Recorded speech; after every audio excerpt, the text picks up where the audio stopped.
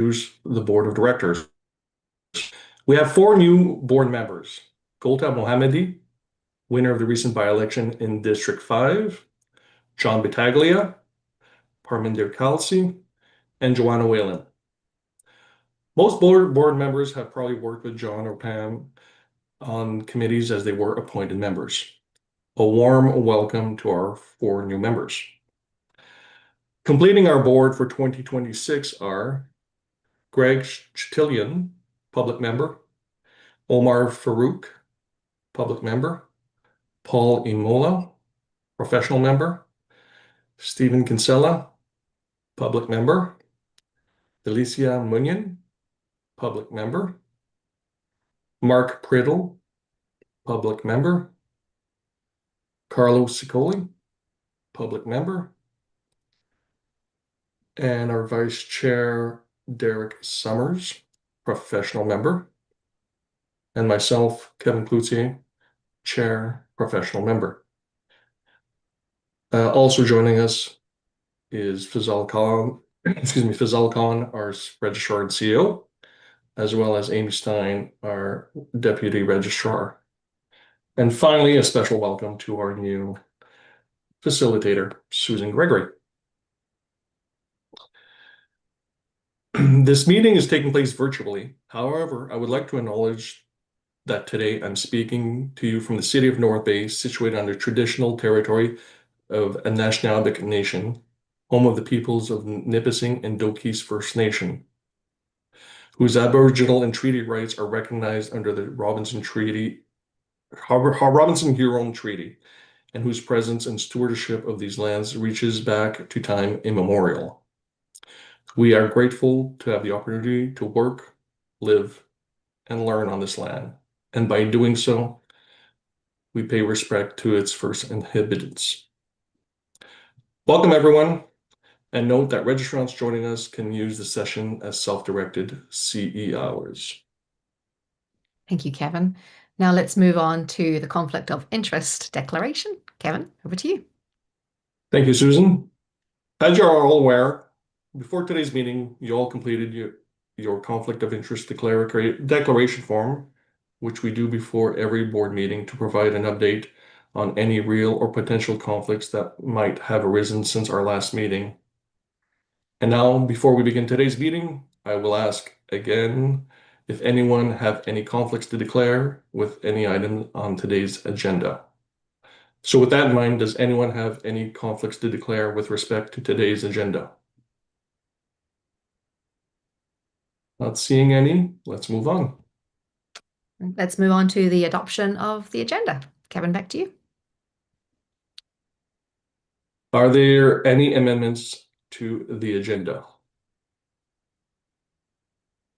Not seeing any. Would someone like to make the motion to approve the agenda? C. Carlo, seconded by Paul. All in favor? Motion passed. Let's move on to the minutes of the December 1 and 2 meeting. Kevin Cloutier, board chair, will take us through the approval of the minutes. We have two sets of minutes, one from December 1st and 2nd, and a second from January 12th, 2026. Let's start with the December minutes. Would someone like to make a motion to approve the December 1st and 2nd minutes as circulated? See Carlo, seconded by Steve. Of note, please note that anyone that was not present at December meeting should abstain from voting. All in favor? Seeing all. And okay. There are some abstentions, I believe. Yeah, perhaps, Kevin, we can just have those abstaining just to raise their hands just so we can make sure it's noted in the minutes. Thank you. I see John, I see Parminder, Golta, and Joanna, and Greg. Okay. Thank you. Thank you. The second motion would be to approve the January 12th, 2026 minutes as circulated. Would somebody may like to make the motion? John, can I get a seconder? Omar, all in favor? Thank you. Those abstaining would be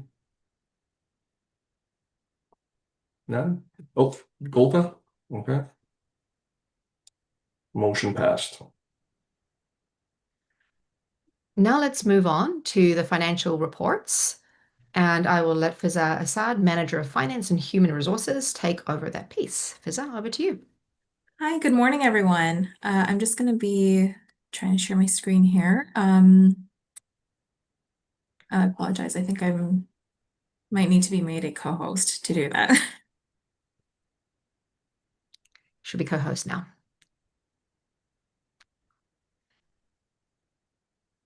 Amazing. Thank you. All right, so we're going to be going over the financial variance report here. Just to give a bit of background, as I like to do at the first board meeting of each year, and I know we have a new board member with us. The financial variance report that we're looking at here provides a summary of our year-to-date revenue and expenses compared to our total annual budget. So the purpose for this report is basically to provide an indication to the board whether revenue and expenses are trending in line with what was expected. We do have a color coding system going on here where anything highlighted in green means that we are trending well and revenue and expenses are being realized or incurred as expected.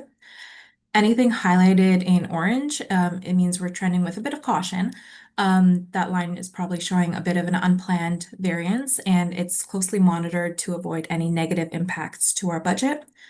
And finally, if anything is ever highlighted in red, which thankfully we've never gotten to because we're very proactive about keeping on top of our numbers, that would just unfortunately mean that we are trending poorly, and that account line would be showing a significant or unplanned variance that could possibly negatively impact operations. And that is something that we would have brought to the exec committee in their capacity as the finance committee well in advance of it coming to the board. So I'll get started and go right into revenue here. So our revenue to date at December 31st, 2025 is $4,092,467, which is $192,618 or 5% above budget. I'm not going to go into each line, but I do want to flag a few items here. For interest in investment income, during the 2025 financial year, the college had interest income from our GIC investments that were realized in June and October. And we've been benefiting from very favorable interest rates in the past. However, due to the recent rate cuts by the Bank of Canada, we may be expecting lower returns in the future, and we have adjusted our 2026 budget appropriately. The other line item I wanted to flag was miscellaneous revenue. Now, this is a number that might have some questions because we are showing 461% variance to the budget or 81,000. This does not mean that we suddenly realized about $81,000 of revenue that we hadn't planned for. It's actually part of an internal audit project that we did to clean up the optician revenue line, where we just made sure that the optician revenue line now only shows any revenue directly from renewals, and everything else has been reclassed to miscellaneous revenue. And this variance is not going to be affecting future budgets. It's just a matter of reallocation. Are there any questions for revenue before I move on to any expenses? And Susan, I might lean on to you to call any names because I don't think I can see everyone. For sure. I'm monitoring the hands for you. Wonderful. Fitza, sorry, do you mind if I just get you to clarify? Absolutely. So, what did we split off from optician revenue? It's the application fees? Yes, things like application fees, some different types of fees that we usually charge. Sorry, I'm just coming into here. Yeah, primarily application fees. So we've just moved those into miscellaneous revenue just so that our reports from IMIS, QuickBooks, and the bank are all being consistent. Okay, thank you. All right, great. So if we're good with revenue, we'll move on to our board and committee expenses. I'm just going to scroll down a bit here so everyone can see. So our total board and committee expenses for this period were $126,102.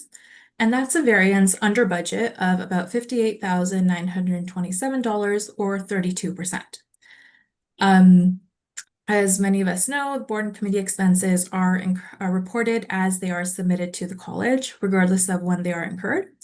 At December 31st, some committees are showing significantly below budget due to meetings being less frequent or a lot shorter than they were originally planned. In addition, there were a few changes impacting the number of members attending board and committee meetings. A few members actually resigned during the year, which reduced some of the anticipated board expenses. At the same time, the budget was prepared, the ratio of public members to appointed member or professional members was uncertain, and some committees ended up with a higher number of public members. And we had discussed with our executive committee that, we do take these numbers into account when we are budgeting for the next year. So we may have a bit of a tighter budget for the future, depending on the need for meetings. Are there any questions for board and committee expenses before we move on? Looking good? Okay, great. So now moving on to operations and administration. So our total operational and administrative expenses to date are $3,403,710, which is just under budget by $200,809, or 6% below budget. There are a few items here that I have highlighted, but if anyone has questions about any line items, please feel free to just give me a shout. So the first line item here is the board and staff education development. We are currently under budget by about $27,050, which is 45% under budget. That variance reflects training funds that were not fully utilized during the year due to priorities with the strategic planning activities for 2025. Planned activities such as the Right Touch and trauma-informed training and Indigenous cultural training were deferred, contributing to the overall underspend. Moving on to our investigator line. Investigator costs are $109,134, which is about 36% over budget. As many of us have noted in the past, this is a line item that we do tend to visit quite often. And this is just because of the fact that these numbers are budgeted for in the previous year. So 2025's numbers are budgeted at the end of 2024. And at that time, it's really hard for us to predict exactly, the number or nature of investigations that are going to be taking place in the next year. At the time that this report was put together, there are currently 34 ongoing investigations, of which 10 of them require external investigators for cases relating to insurance fraud, practicing while suspended, and sexual abuse.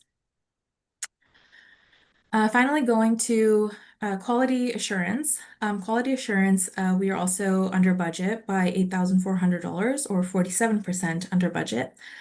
This variance is primarily attributed to consulting and training budgets that were not fully utilized, which were about $6,000, as well as just overall conservative budgeting assumptions established in 2024.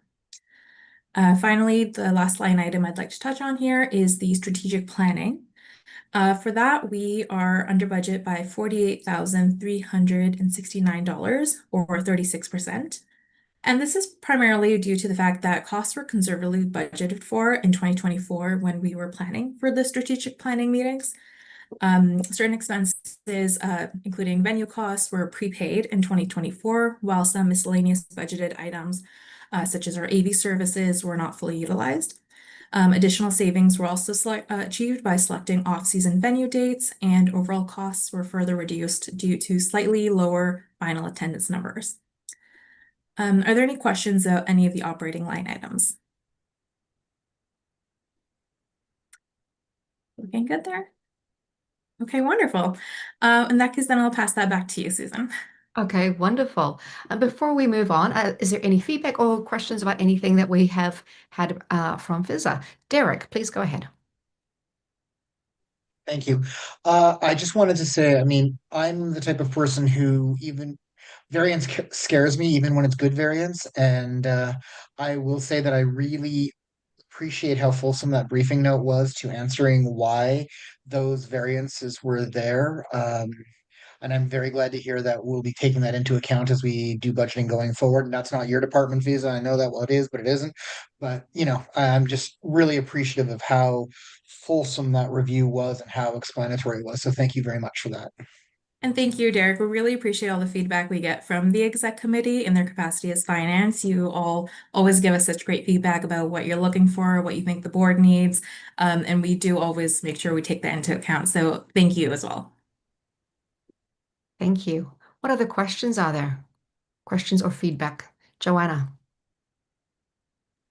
I just had a question about the missed trainings. Will that be accounted for in 2026? So we do include that in our budget again. I might just lean on Amy or Fazal to see, as I was on leave last year. I do believe they are included in the trainings budget for this year. It's just a matter of determining when we're going to be able to get those on the books. Yeah, I could speak to that also. Joanna, great question. So we should be having those. We look at each quarter and schedule in both board training and staff training. Some of the training for the staff, we're piggybacking off of other colleges as well. So sometimes we're having the training, but not the spend associated with it, because we're collaborating with other regulators who are doing similar things. Thank you. What other questions or feedback are there? Mark? Yeah, I too, like Derek, get nervous about even what I'll call good good variances. I think the focus should be a bit more on the absolute value. So, if there's a budget of 2,000 and it was negative 79, that's nothing compared to a 5% on a big item. 100%. Yeah, and just also perception. I'm a public member, but if I was a registrant and I saw some of this stuff, I'd say you guys are doing fantastic financially. What about my dues? I know that's a common complaint even in my association. And sort of just following on the it says that the staff and board were too busy doing strategic planning, but both the staff education and development and the strategic planning were well under budget. And I know we've talked about the budget for this year, but hopefully that's all been we're looking forward about getting closer to budget in the future. Absolutely. And I do just want to clarify, so the line item for strategic planning is more so the costs that were associated with having that meeting last year. Yeah. So that included, all the bookings for the board members, venue, all that. So that's not going to be a line item going forward. Variance report for like 2026 until our next strategic planning. Yeah, no, it's super good to find savings everywhere you can, for sure. Yes, definitely. Thank you. What other comments or questions are there?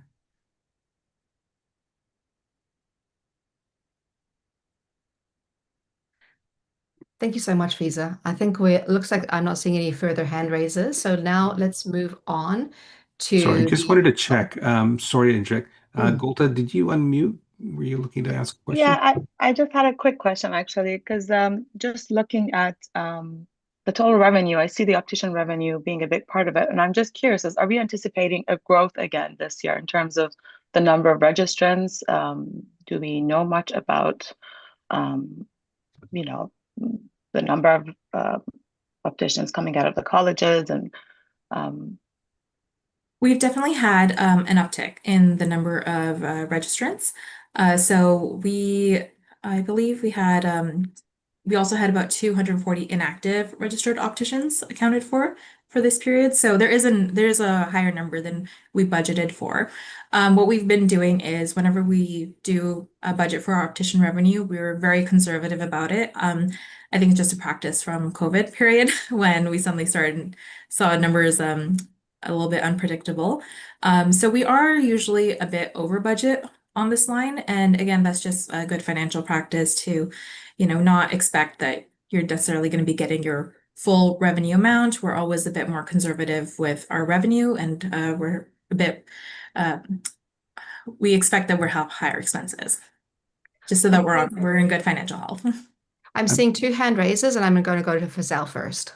Perfect. And just to follow up, Golta, the other thing is also that we weren't really sure of was the amount of uptake in the inactive class.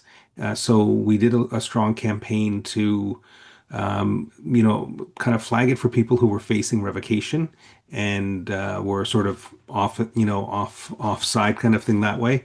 So a lot of people either re-upped or went to inactive to safeguard their license.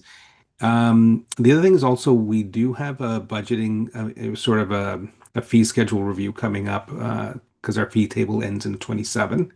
So we are actively studying trends in enrollment at the school. We are seeing anecdotally or initial numbers declining a little bit since international student visas have been restricted. That is going to have an impact on our 27-28 revenue. Based on declines this year, 2025, September and onwards. So we are actively gathering all of that information from the schools just so we can extrapolate a financial projection model in coming years. That's exactly why I asked, just knowing the international students numbers are lower for most colleges. Yeah. Perfect. I also saw a couple of hand raises, but I just want to check in. Amy, was there something you would want to add? Fazal covered most of it. I just wanted to add, Golta, if you are interested in the trends that we've been seeing in your package in the registration committee annual report, you've got the 5-year trend in registration and numbers. So it's been steadily increasing, but as Fazal noted, fortunately, in our ability to plan, we kind of have a bit of a heads up based on enrollment numbers at the schools about 2 years ahead of time if we're going to be starting to see any changes in that. So we are monitoring that quite closely in terms of what that will impact in the next couple of years. Thank you, Amy. And Derek, I saw your hand go up. I wanted to make sure we didn't miss anything from you. What I was going to say was covered in Fazal's comments, so I'm good. Thank you so much, Derek. Any other questions or comments?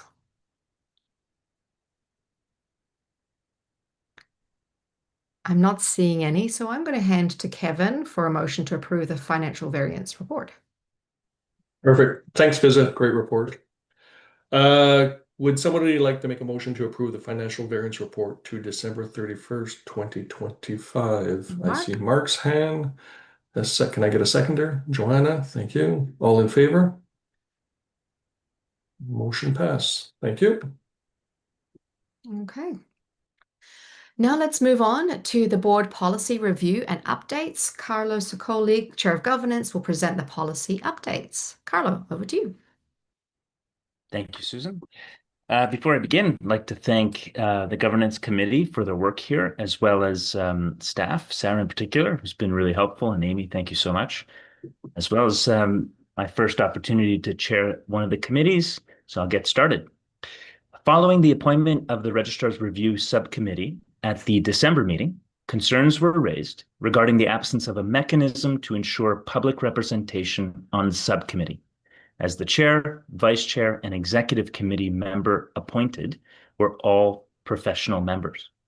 Now, to address these concerns, and in the interest of ensuring public representation, the chair withdrew from the subcommittee and requested that the board consider appointing a public member of the executive committee in his place. While this approach did not align with the current policy, the board determined that the inclusion of a public member better served the public interest. To prevent similar issues arising in future appointments, the board referred the matter to the Governance Committee for review. And at its Q1 meeting, the Governance Committee reviewed the Registrar CEO performance evaluation and compensation process policy, which outlines the composition of the subcommittee. The committee is recommending an amendment to the policy to require that the Registrar's Review Subcommittee include at least one government-appointed board member from the Executive Committee. The amended policy is attached in Appendix A. The committee agreed that this amendment would ensure that all perspectives are represented in performance evaluation and compensation decisions, including input from public members. Finally, I'd like to summarize the public interest, DEI risk, DEI and risk management considerations for this item. So as it pertains to public interest, the proposed amendment strengthens alignment with the college's mandate by ensuring public member participation in performance evaluation and compensation decisions. As it pertains to DEI, the amendment promotes balanced participation and inclusivity in the process. And as it pertains to risk, the change mitigates governance and reputational risk by ensuring that decisions reflect diverse perspectives and input. And I want to clarify that we are currently speaking about about item 4.5 on the agenda. And after this discussion and motion on 4.5, we will go to 4.0. So to open up the discussion, does anyone have any questions with regards to the proposed changes or the public interest, DEI or risk management consideration outlined?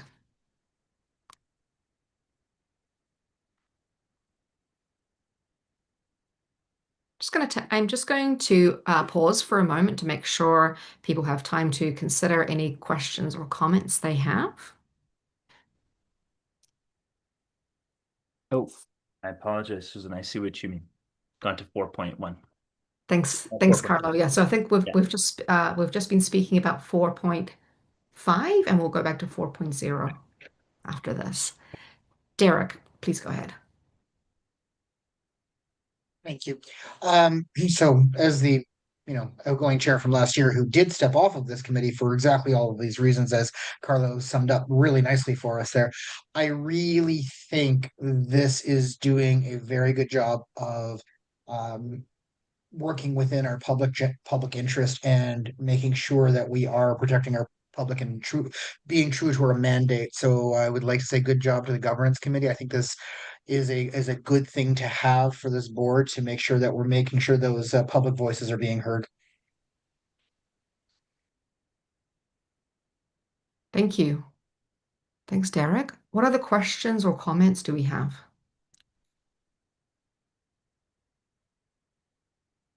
Okay, I'm seeing some applause for the comments. So thank you so much for people using the nonverbals as well. All right. So for this, I want to check in that we have a consensus here on what is being presented. And for this, we're going to use the high five technique that was outlined earlier. Derek's already leading the way, so please put up hands. We're looking for 4s and 5s to show consensus. I'm seeing all 5s so far. I just want to check in. Is there anybody that I missed? Okay, looking good. So I'm now going to pass over to Kevin, and just a reminder that this is a motion on 4.5. Thank you. Would someone like to make a motion that the board approve the proposed amendment to the Registrar CEO performance evaluation and compensation process policy as recommended by the governance committee? I see Golta. Thank you. Can I get somebody to second it, please? Parminder, thank you so much. All in favor? Motion passed. Thank you. Thank you. We're now going to 4.0 board policy review and update. So back to Carlo. Thanks, Susan. I'll start back from the beginning this time, I promise. As you know, the Policy Governance Manual has a number of policies, and one of the responsibilities of the Governance Committee is to regularly review those policies according to the review schedule. Now, at each board meeting, the Governance Committee brings forward policies that are scheduled for content review as per this schedule. This quarter, there are 4 policies that are up for review. So we have the Strategic Outcomes Policy, the Vendor Relations and Procurement Management Policy, the Role of the Board Officers Policy, and Appointed Member Policy.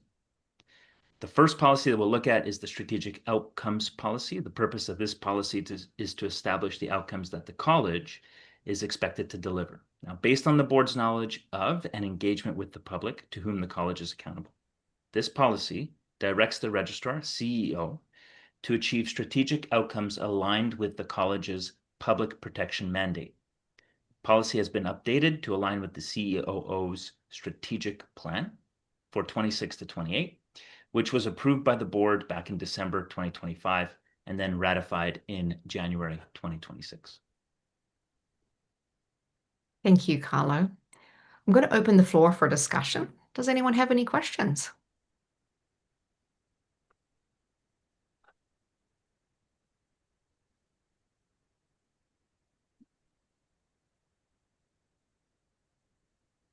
I'm seeing some very slight head shakings, but I always like to wait a little longer to make sure that people have an opportunity.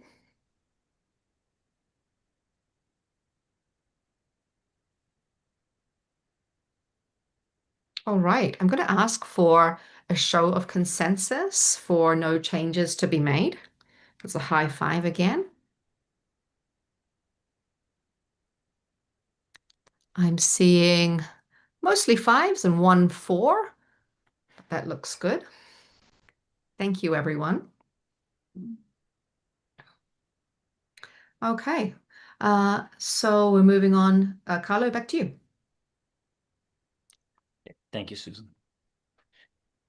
Okay, so we'll move on to the vendor relations and procurement management policy. This is the second of the 4 that I discussed earlier that we looked at. This policy sets out the board's expectations of the registrar CEO regarding fair and ethical relationships with vendors, as well as the principles and risk boundaries related to the procurement management process. Now, no updates are proposed to this policy at this time, and the policy was first approved in 2018 and last reviewed in 2022. Thank you, Carlo. Once again, I'll open the floor for discussion. What questions do you have?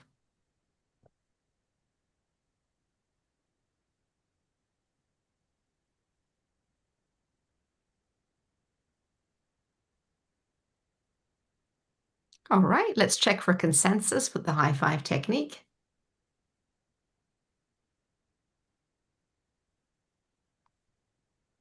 I'm seeing all 5s. Thank you. Back to you, Carlo.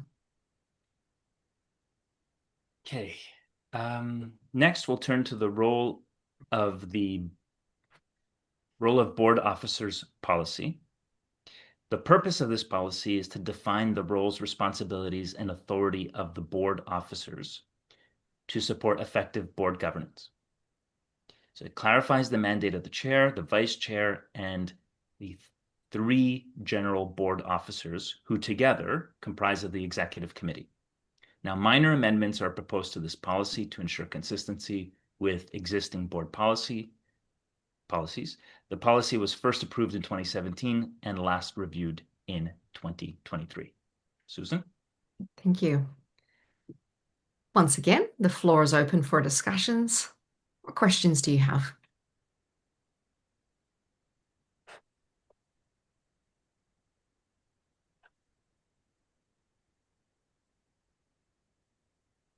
All right, let's do our high five for consensus.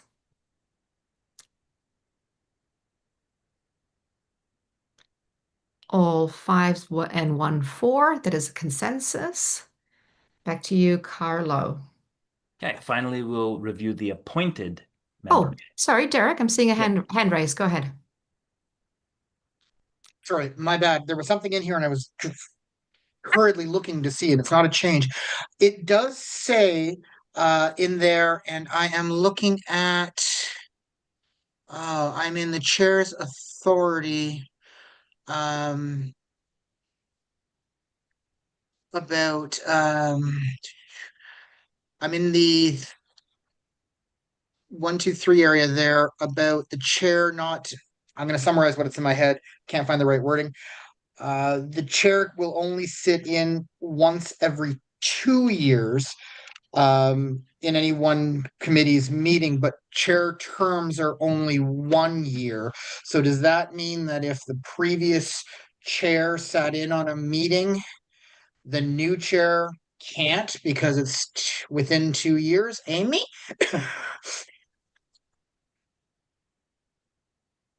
All right, just give me 1 second You know what I'm talking about. I know Derek you do. to find what you're referencing. Just bear with me 1 second. Page 8. I know it's number 8. Thank you, Carlo. And, We found it? I'm sorry, guys. I knew it was in my head and I lost it. Yeah. sorry, there's a few 8s. Yep.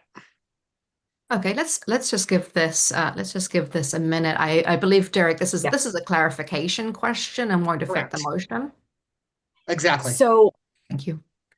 I think I don't know that was necessarily contemplated, Derek, when the 2-year cycle was come up with. So this is something that perhaps the committee can look at again, just to get behind what the intention is. I think the intention of putting some parameters around it is just to ensure that there isn't sort of additional disruption to the flow of committee meetings. And perhaps we can just take another look at this at the committee level to sort of marry that with the cycle of the chair and trying to balance that against perhaps a new chair coming in and wanting to better understand the work that committees are doing. And I appreciate that, Amy. And Susan, I apologize. The reason why I jumped this in so fast is I know that once we approve this, we're not going to look at it again for 3 years or more. So I'd rather slow us down right now. So I'd rather kick this back to have that looked at if I could. Yeah. Thank you, Derek. And what I am understanding from your initial comment is it won't affect the motion from your perspective, but it's something to consider from an informational perspective. Did I understand that correctly? Well, I think everything that's happened in it so far, I am completely comfortable passing as a motion. I love it. Yeah. However, I don't want this subject weighted another 3 years. I'd like to throw this back into the cycle quicker, is what I would like to do. I think that's completely doable from this conversation. Any other questions or comments, whether you're building on what Derek is inquiring about or otherwise? Like, I guess my question is, do we hold on the motion because we are changing?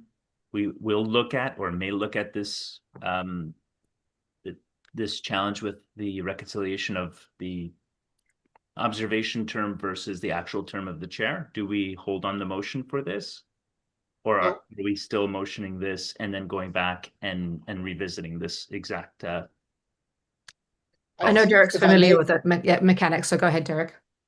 I think, Carlo, if I may, I have absolutely no problem with the changes you've suggested already. I think they're valid, so I think that motion is not a problem.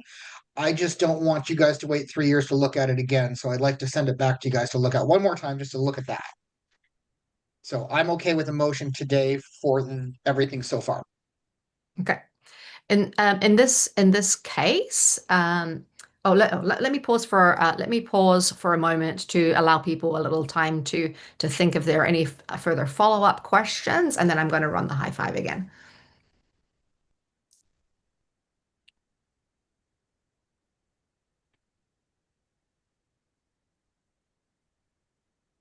Okay, let's do that check again.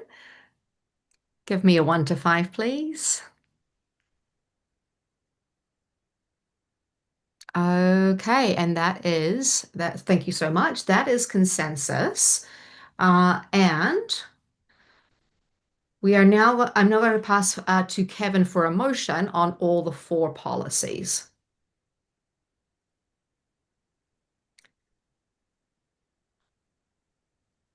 Thank you. We have 2 motions. First motion is the Governance Committee recommends that the board approve the proposed changes to the Strategic Outcomes Policy 1-01, Role of Board Officers Policy 4-05, and Appointed Members Policy 4-06. Can I get somebody to make the motion? I'm noticing Derek has his hand. Have we reviewed the appointed member policy? I jumped in on him in the board officers policy. Carlo, I don't think you've presented 4.4, have you? That was my miss. I did not do the appointed member policy. We'll take that back, and Carlo, if you can do the presentation, please. Yeah. So we'll review the appointed member policy. The policy establishes the roles, responsibilities, and terms of appointed committee members of the college. This includes eligibility, appointed terms, participation, and remuneration. Minor amendments are proposed to this policy to reflect the board's current processes. The policy was first approved in 2018 and last reviewed in 2023.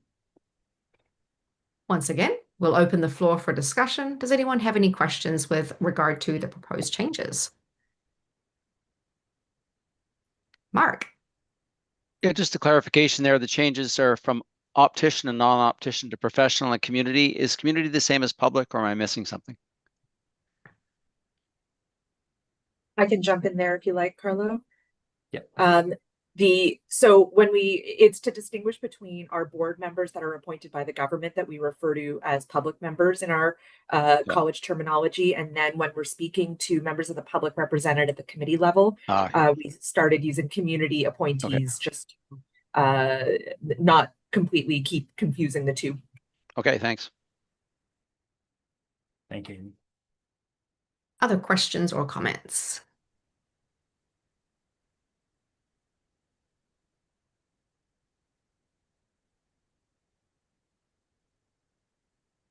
All right, may I get a show of consensus?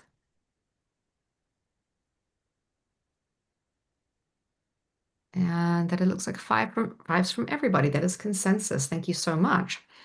And so we were discussing whether the motions can go forward. And so the motions will go forward as is, but we want to add one more motion to have the governance committee review the role of the board officers policy again in 2026, building on Derek's request.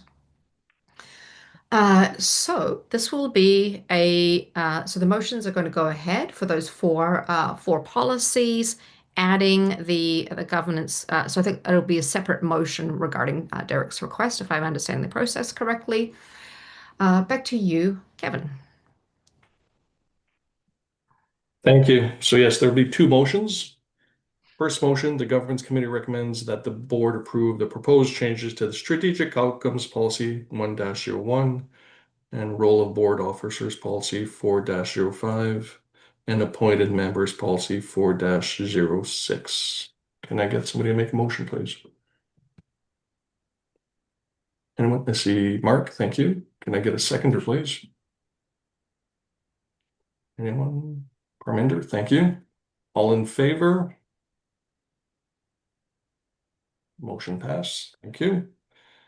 Second motion would be the Governance Committee recommends that the board approve no changes to Vendor Relations and Procurement Manager Policy 2-05. Can I get a... Thank you, Paul. Can I get a seconder, please? Anyone? I see Golta. Thank you. All in favor? Motion passed. Thank you so much.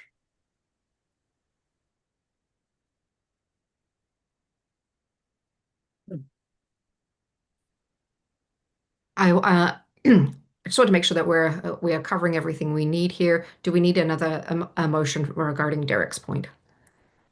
So that would be to have the Governance Committee review the role of the board officers policy again in 2026.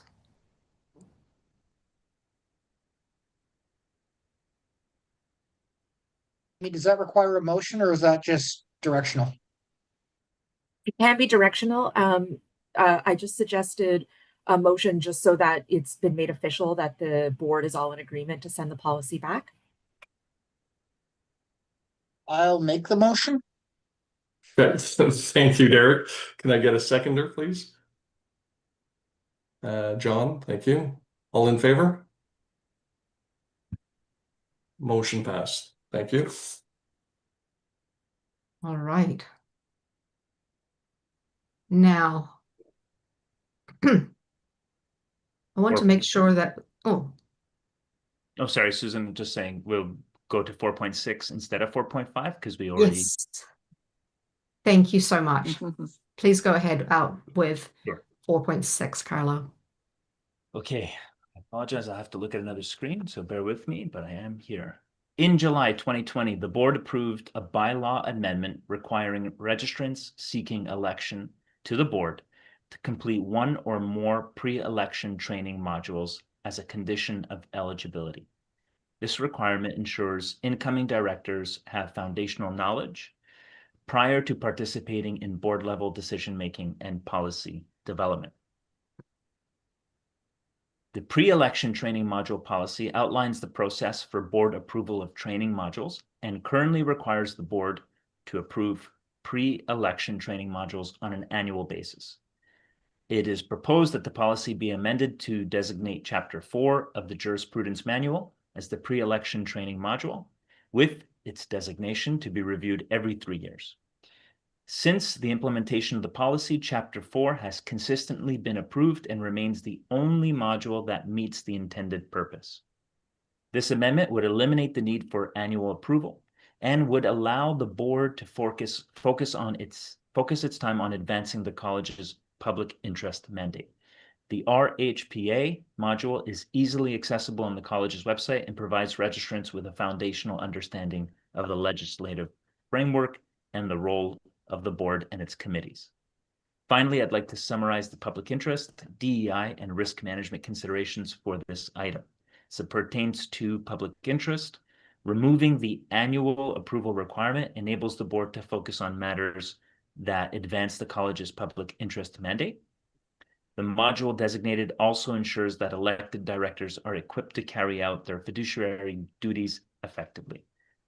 As it pertains to DEI, the module is easily accessible on the college website and can be completed at a registrant's own pace, supporting equitable access to pre-election training.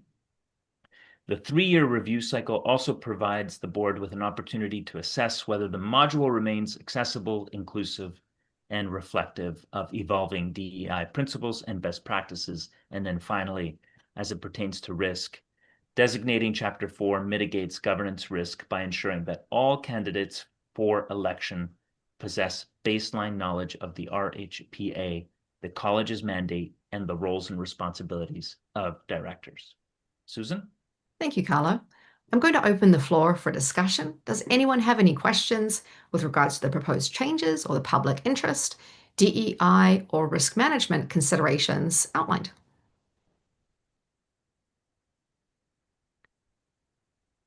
Seeing a few head shakes, appreciate the non-verbals.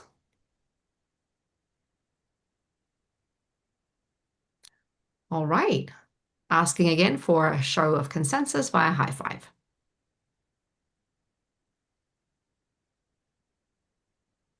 I'm seeing all 5s on the screen. Thank you so much. I'd now like to pass to Kevin for the motion. Thanks, Susan. Would someone like to make a motion that the board approve the proposed amendment to the pre-election training module policy as recommended by the governance committee? Anyone? I see Golta, thank you. Seconder, Mark, thank you. All in favor? Motion passed. Thank you. Now we will ask Alicia Munian to present the role of the board officer's policy monitoring report. Alicia, over to you. Thank you so much. Good day, all. Okay, we're going to review the role of the board officer's policy. Hopefully we can get that up on our screen. Okay, while Emma does that.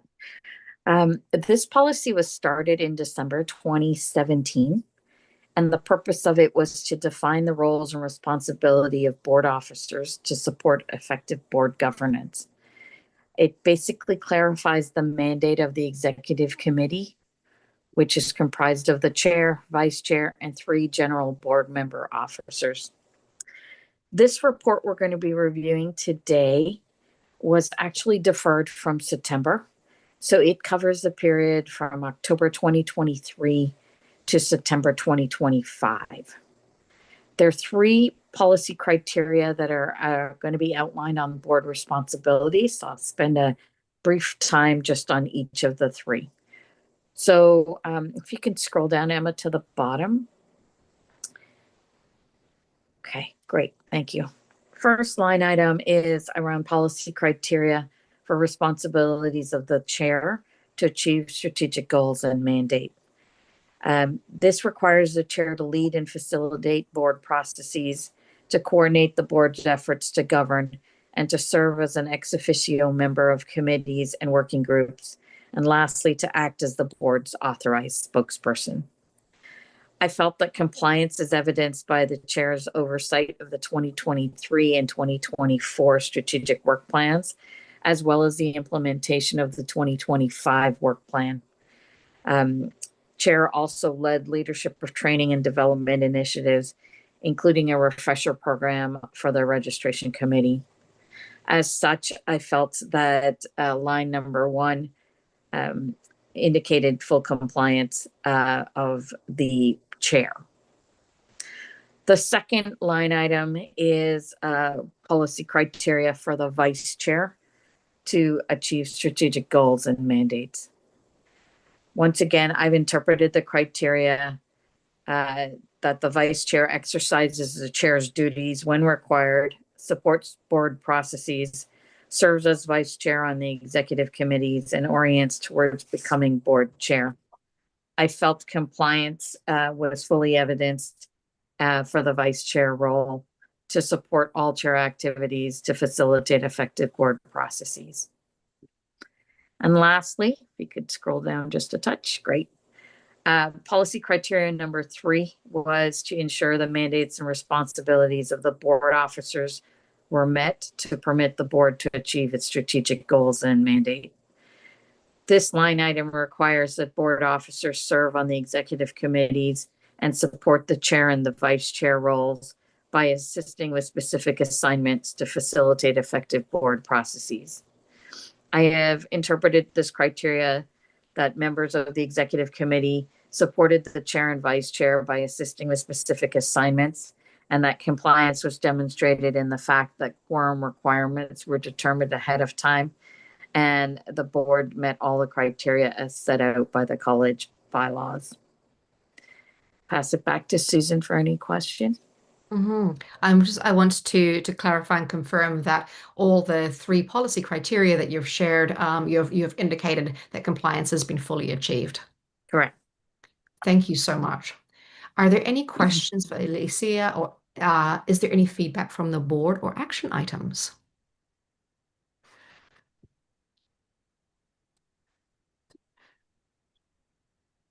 Thank you. Okay, thank you so much. Now let's move to the delegation to the registrar policy. Stephen Kinsella, board member, will present the monitoring report. Thank you, Susan. This monitoring report covers the period from March 24 to February 26, and there are 6 policy criteria that list the board's responsibilities. I'm not going to go into specifically every one because I know everyone has read it in your preparation for today, but I just wanted to point out that regarding policy number 1, compliance is demonstrated through the existence of the strategic outcomes policy, which sets the highest strategic goals for the Register CEO, and I felt that compliance was fully achieved. On the second policy, compliance is evidenced by the delegation to the Registrar CEO policy and the operation boundaries policies which are found in the Policy Governance Manual. There are no identifiable gaps in terms of those boundaries and policies which were developed in support of a governance consultant, and I found compliance was met there. Policy 3, the board has consistently respected the governance role. There is absolutely no indication that the board members have overstepped their authority or obstructed the registrar CEO's decision-making. This concept has been discussed at length by the board and particularly highlighted during orientation for all board members. I found that compliance was fully achieved in this category. Policy 4, compliance was demonstrated through the registrar's regular reporting, adherence to the monitoring schedule, and the board's completion of the registrar's CEO annual performance evaluation. And his reports were unanimously approved at all meetings in March, June, September, December 25, and January of 26. I felt that compliance was fully achieved in that category. Policy number 5, the Compliance is evidenced by timely, detailed reports submitted in accordance with the board's monitoring schedule. The board has determined that the Register CEO's interpretations are reasonable and has provided feedback where appropriate. And I indicated that compliance was achieved on that category. Policy 6, I felt that the board may revise strategic outcomes or operational boundary policies in accordance with government process policies while respecting the Register CEO's delegated authority. And I felt that compliance is demonstrated by this policy through the review of the schedule, committee oversight, timely approval of proposed changes, and the board has consistently respected and supported the Register CEO's authority. The CEO also undertakes forward-thinking initiatives to advance the college's mandate, including matters related to the college's lease and space agreements that has been undertaken, and also going back just on their own through the Register with staff, canceling the contract with the government lobbyists that we had for years and allocating those funds somewhere else without any direction from the board to even do that. That was just forward thinking on their part. And also going back, I even looked at YouTube videos on presentations of the registrations report, and one glaring item that popped out to me was, at no time have I ever heard the registrar use the word I. There is no I in the college. He's always used we, the team, where they sit down. It's not just one person dictating what's going on. It's always, we did this, the team did this. Never takes credit for himself as to how successful he has become. It's always the team. And the registrar has, even when off the record, looking at it, asking him, so you've got some really good directors. And he'll say, I didn't hire those people. The hiring team did. He's never taking full credit for himself. It's always the team. And I found, therefore, that compliance has been fully achieved in this matter on this policy. Thank you. Thank you so much, Steve. I now want to open up for any questions or feedback from the board or action items. Parminder. I was just going through and pretty bad about policy to see if I did understand something. Because we're through still to or Parminder, I'm sorry. The sound is I'm not able to. I can hear you, but it's coming through very muffled. I wonder if you could put your question into the chat and I will read it out. Perfect. So sorry about. Or another option, sometimes if you turn your video off, it might give you a bit more resources for the audio. Thanks, Amy. Just going to pause. Does that work better? Yes, actually. Let's try your question again. I was just pertaining to Derek's comment in the other page 7 of Alicia's report, the chair's authority, the number 3 is still the same. So is that going to be reviewed, or am I missing something? I'm just trying to, because it's the same 2-year period option.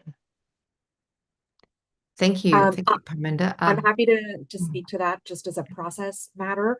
So the next monitoring report is, instead of waiting 2 years for it, it'll come up in about 1.5 years, and it will cover the next sort of adjacent 2-year period. So we'll make sure that everything is covered seamlessly. Perfect. Thank you. That delivery report a little bit. Thank you, Parminder. Thank you, Amy. Any other questions or feedback or from the board or action items?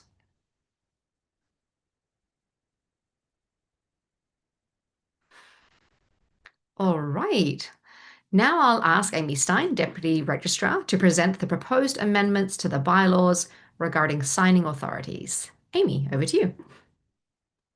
Thank you, Susan. So we have some minor amendments to the bylaws in front of you. Now, these proposed changes have been reviewed by both the governance committee and the finance committee.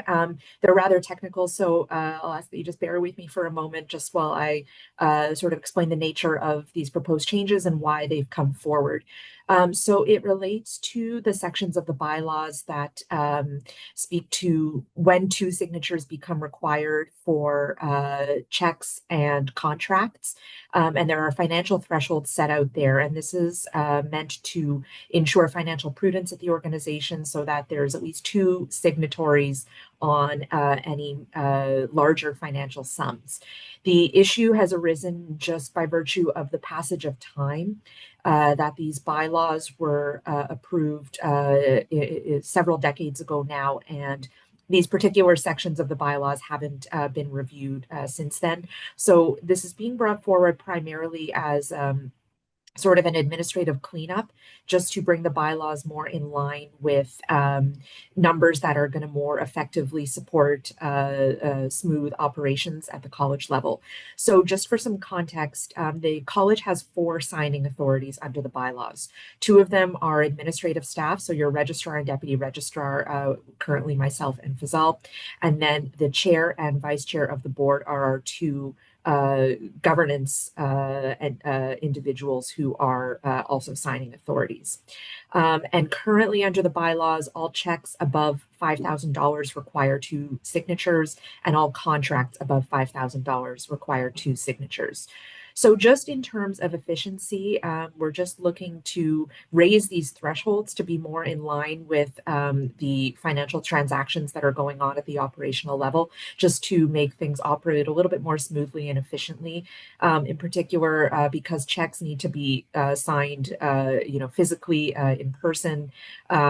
It could mean a delay in payment to vendors to make sure that both myself and Fazal are physically present in the office to sign a check before it goes out. When it comes to contracts, while many of those are signed electronically, there's still, a little bit of extra admin back and forth to add second signatures on contracts valued above $5,000. So we've looked at some models, and what we've proposed is to raise the threshold for checks to $10,000 and to raise the threshold for contracts to $25,000. So speaking to checks first, that will just give a little bit more leeway before that additional signatory is required. You'll notice in the briefing note, we pointed to the fact that there are a number of other financial checks and balances in place to make sure that all financial transactions are conducted prudently and that there's not a risk to the college. And I will say that the majority of payments being made to vendors by the college are no longer by check. This is a small number, but it will just make that process slightly more efficient. When it comes to contracts, the proposal to raise the threshold for 2 signatures to $25,000 is to bring it in line with the threshold that the board has established under the vendor relations policy, which you actually looked at just earlier this morning, where $25,000 is the threshold that's been identified by the board before the college is to seek at least 3 quotes in contracting with new vendors. So in all of these cases, just so the board understands and is aware of the process, contracts are getting entered into, in various ways at the operational level, and no decision to enter into a contract, even for small amounts, in particular with a new vendor, no decision in order to do so is made without involvement of both the registrar and deputy registrar and any other relevant staff members or the board as needed. But this is just for the final sign-off purposes, just to expedite that process. And you've also got some references in your briefing note to various other policies that are in place that set parameters around the types of transactions that the college engages in. So finally, we did seek an opinion from the college's auditors on what is being proposed, and their response to you is also set out in the briefing note that they did not identify any concerns from an internal controls perspective on the proposal, and noted the other protections that are in place to safeguard financial transactions. transactions. So if this is approved, it would raise those thresholds. There's also some additional language in there just to confirm that electronic signatures are appropriate for contracts, just to make that clear, because again, these bylaws were contemplated before electronic signatures became something viable and reliable. So I'm happy to take any questions on that, and I'll turn it back over to Susan. Thank you so much, Amy. What questions are there?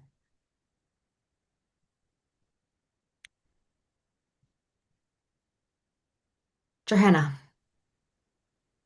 Can you just elaborate on the contract amount? Why such a significant rise in the cost to require the signatures?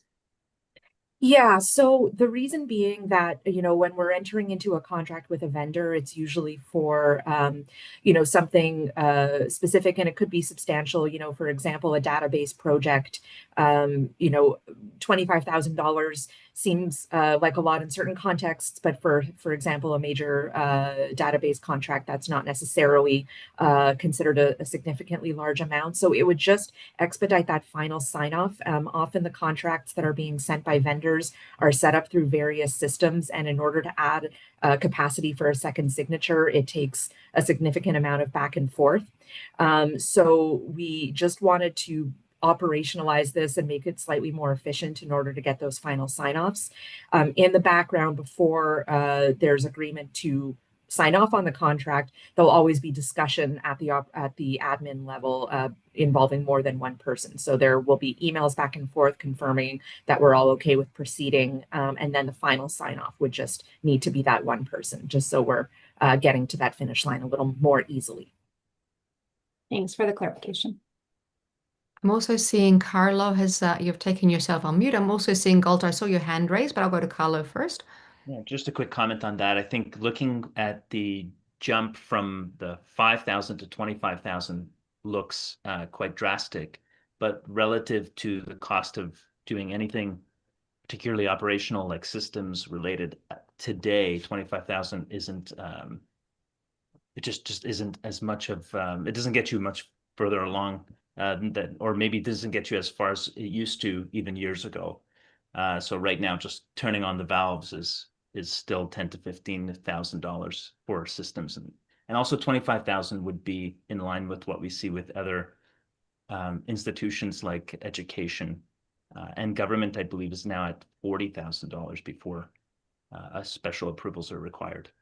So I just wanted to make that comment that when you look at the 5,000 to 25,000, it looks like a drastic jump, but when you look at market costs for a lot of these initiatives, it's actually quite reasonable. That's my comment. I don't know. So to paraphrase, to make sure I'm understanding you well, you feel it's appropriate for the operations and proportional to the cost of doing business. At the moment, that's exactly what I'm saying. Thank you. Galter. My question is mainly about electronic transfers. I'm just curious, and it might be, I hope I'm not being off topic here, but I know with checks, it's a fairly secure way, but banks are dealing with a lot of fraud these days, dealing with electronic transfers. So I'm wondering if there are any information in terms of like the security measures that the college has taken for the electronic transfers, and if that information is somewhere for me to know. Yeah.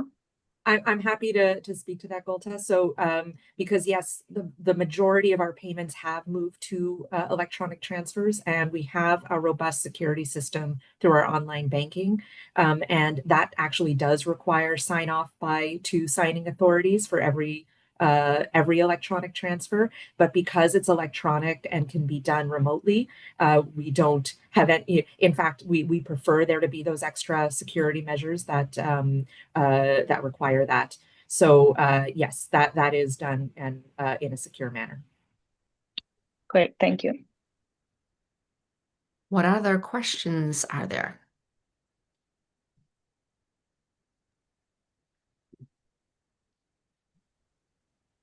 Looks like it's time for me to hand to Kevin for the board for a motion.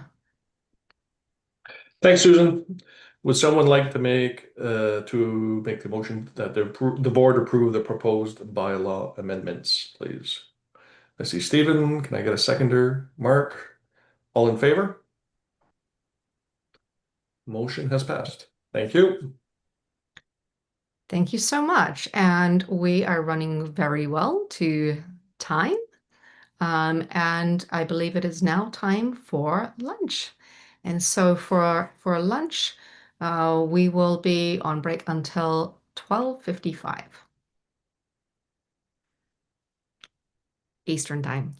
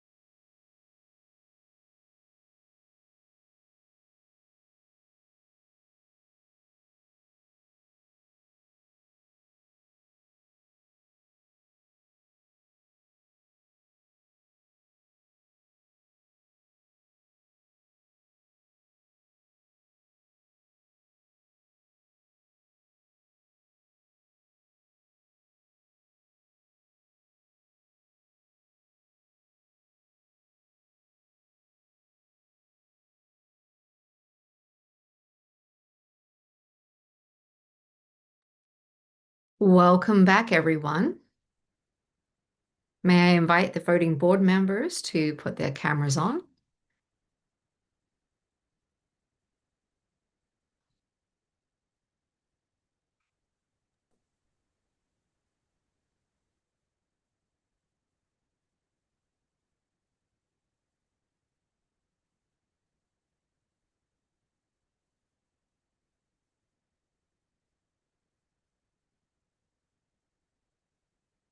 All right.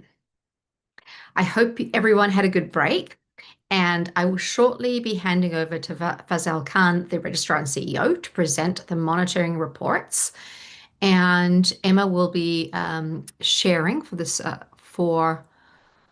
no, sorry, I think I've gone on my wrong part here. But let me explain the purpose of the monitoring reports, which is to have a system in place to periodically check in on each one of the board's governance policies to make sure they are achieving the desired results. The monitoring process is one of the primary ways that the board exercises its risk management responsibility.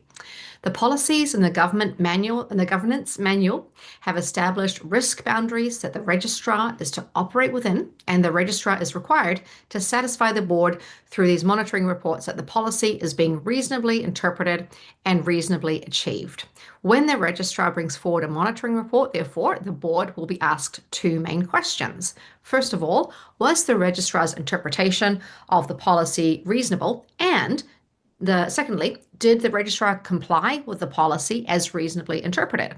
The feedback of the board the feedback that the board provides will inform the evaluation of the registrar's performance and, as a consequence, the organization's performance. Over to you, Fazal. Okay, thank you, Susan, and thanks for laying out what these monitoring reports are all about. So this chunk of the meeting, there'll be a couple of monitoring reports given by me. So starting with the financial planning and budgeting. So you'll see in your package the report, and basically this report covers all of last year, January 2025 to December 2025 year end. And the next one you'll see next year in Q1. So it's reported on annually. So first requirement, you'll see on the left-hand side, policy requirement. And then on the right-hand side, you'll see the interpretation and evidence that I'm providing as sort of the administrative team's take on the policy and what's required of it, and presenting it to you to determine if you accept that interpretation.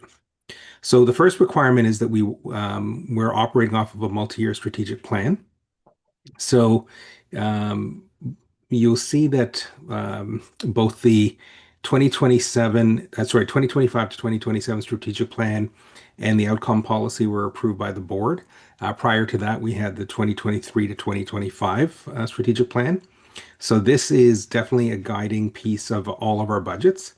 In the development of the 2026 budget, funds were allocated to specific accounts, specifically including $90,000 budgeted for strategic initiatives, as well as funds towards board committees and staff being provided enough funds to resource their achievement of the strategic outcomes. So we do have a new strategic plan in place, and it is guiding the budget. The next one is a reasonable fund assignment requirement.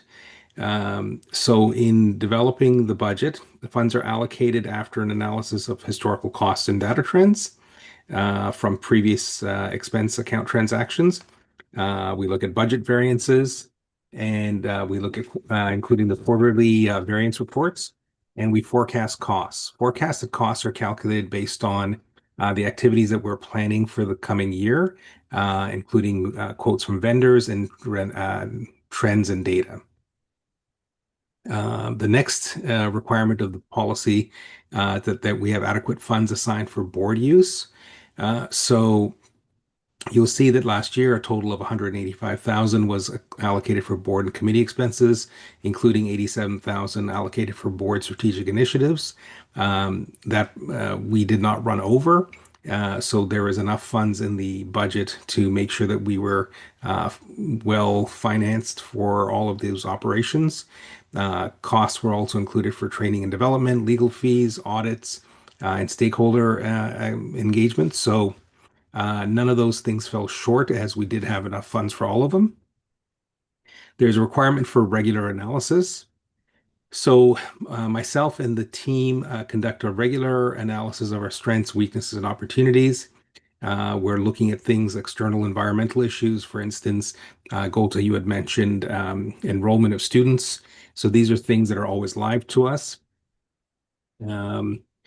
My team, the deputy registrar included, review financial quarterly variance reports to analyze whether operational activities are trending on target or not. So there is regular analysis going on throughout the year. As far as financial projections goes, we use credible projections of revenue and expenses based on historical data, our planned activities and trends and data. This information is initially provided to the Finance Committee and then finally the board for final approval. Any budgeting assumptions that we make are included in the way of notes, just to inform how these figures were arrived at. And we've been using a 5-year historical value trend projection that smooths out sort of pre and post pandemic impacts so that we have a pretty good historical sort of timeline as far as expenses go. There is a requirement for reserve fund expenditure, and at this point, we have in the contingency reserve fund 3.2 million, which will sustain the college for operations administration functions for at least 1 year. Finally, one of the last 2 requirements for this policy is that we have sound financial planning. In accordance with the investments policy, the college works with a credible financial planner from a AA rated financial institution to develop our short and long-term investment plan. And finally, there's requirement that there is a budget development process. Budgeting takes place, it takes about 6 months of the year. So the 2026 budget was created with input from the board regarding any key budgeting assumptions prior to the last board meeting of the year, last year in 2025. The 2025-2027 strategic plan was a big driver of key budget areas, especially around the board's focus on unauthorized practice. So that is the requirements of the policy and the team's interpretation of it. So I'll turn it back to you, Susan, just to check in with the board for any questions that I could take. Thank you, Fazil. Are there any feedback or concerns with the registrar's interpretation of the financial planning and budgeting policy, monitoring policy? And were there any steps that were taken that you are not comfortable with? Steve. Yeah, I just wanted to say again, can't emphasize enough the number of eyes that go on looking at the financial information that's before the college.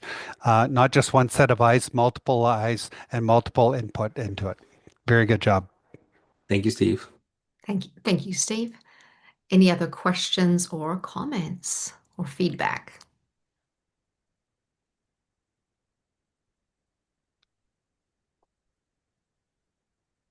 All right. Looks like it's time for, can I get a high five check for consensus on that? I'm seeing 5s across the screen. Thank you so much, everyone. Again, I'm now going to hand to Kevin for a motion. Thank you.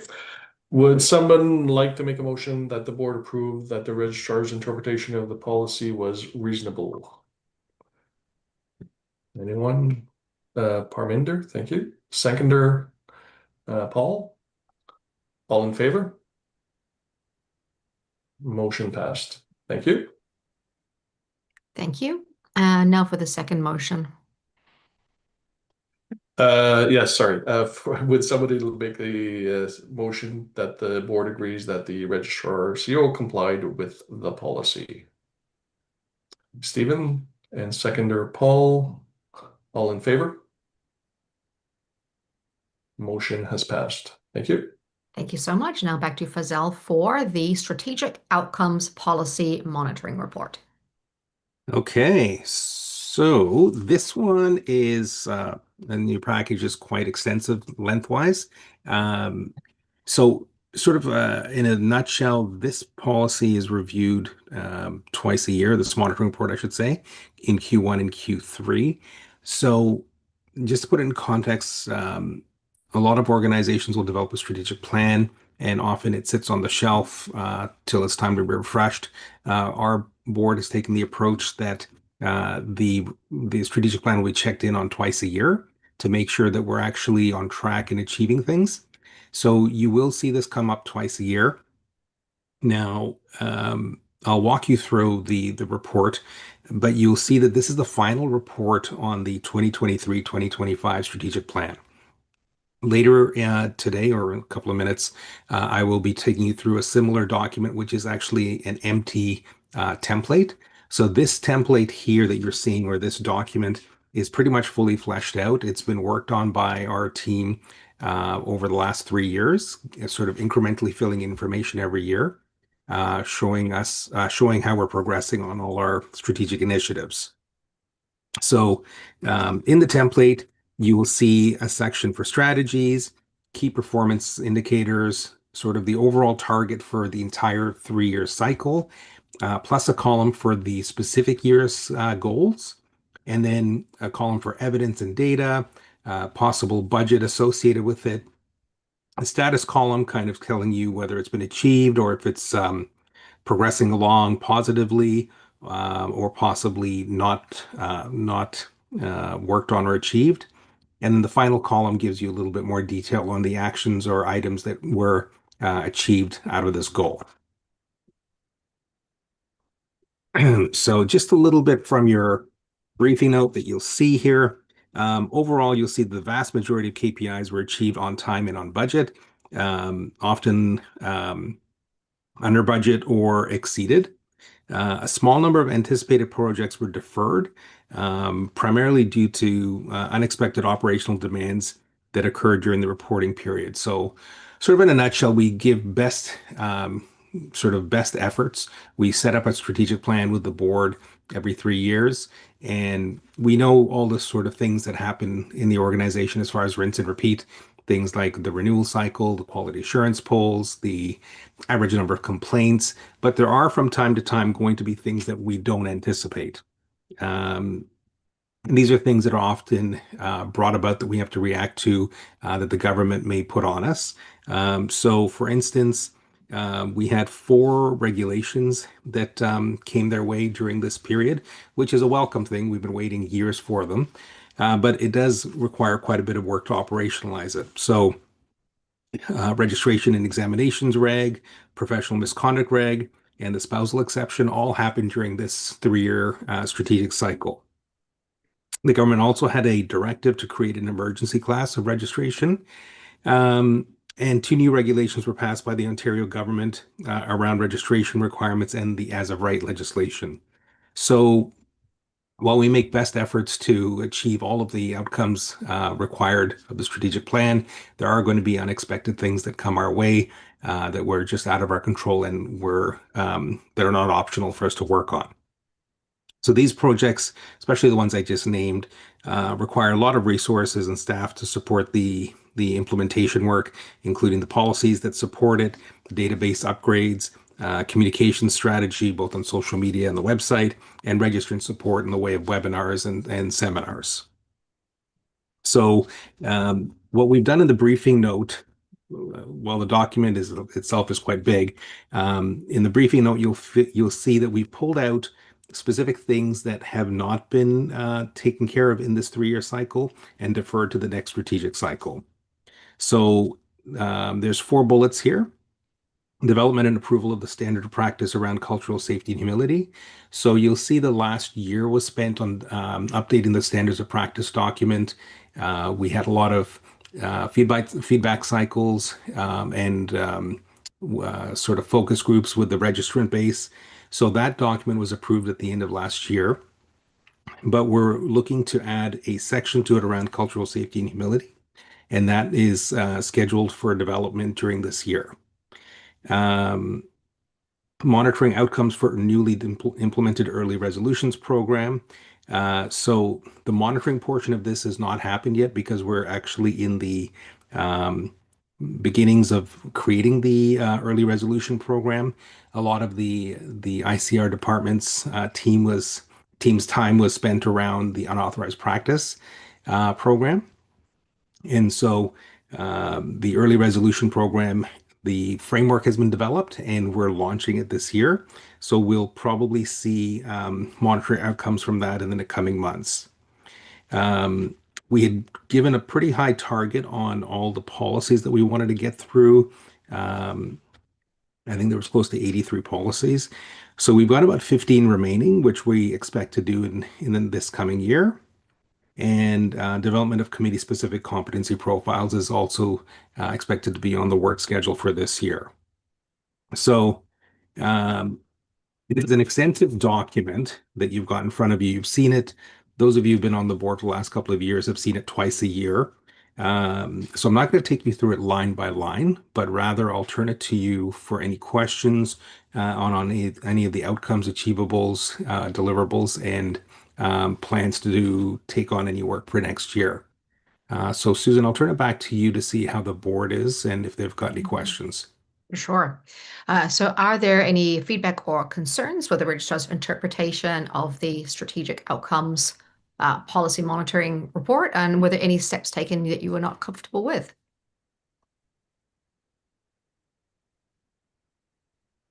Derek.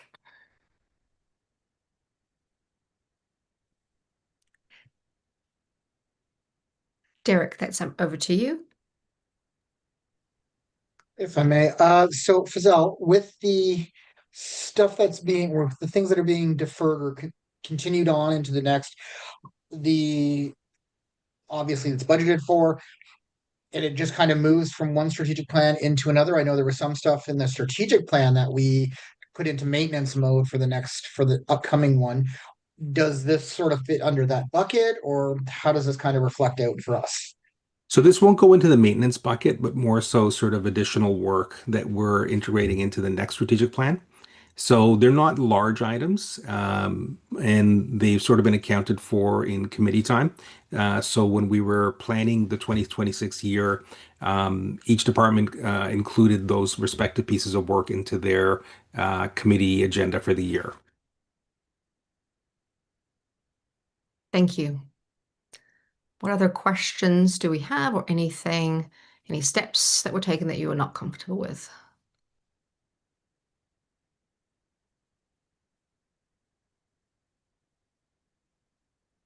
All right. I think we're ready now to move to testing with the high five method.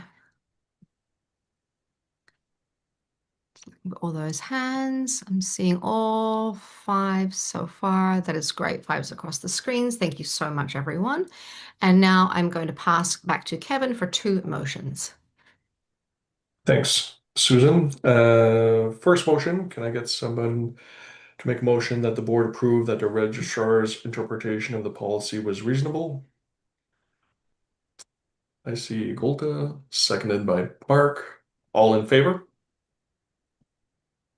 Motion passes. Second motion, would somebody make a motion that the board agrees that the registrar CEO complied with the policy? I got somebody. I see Carlo, seconded by Paul. All in favor? Motion passes. Thank you. Thank you. Now we will hear from Fazelle again for the presentation of the 2026 to 2028 Strategic Plan Monitoring Report template. Fazelle, over to you. Okay. If you can bear with me one quick second, I'm just refreshing my spot in the boardroom.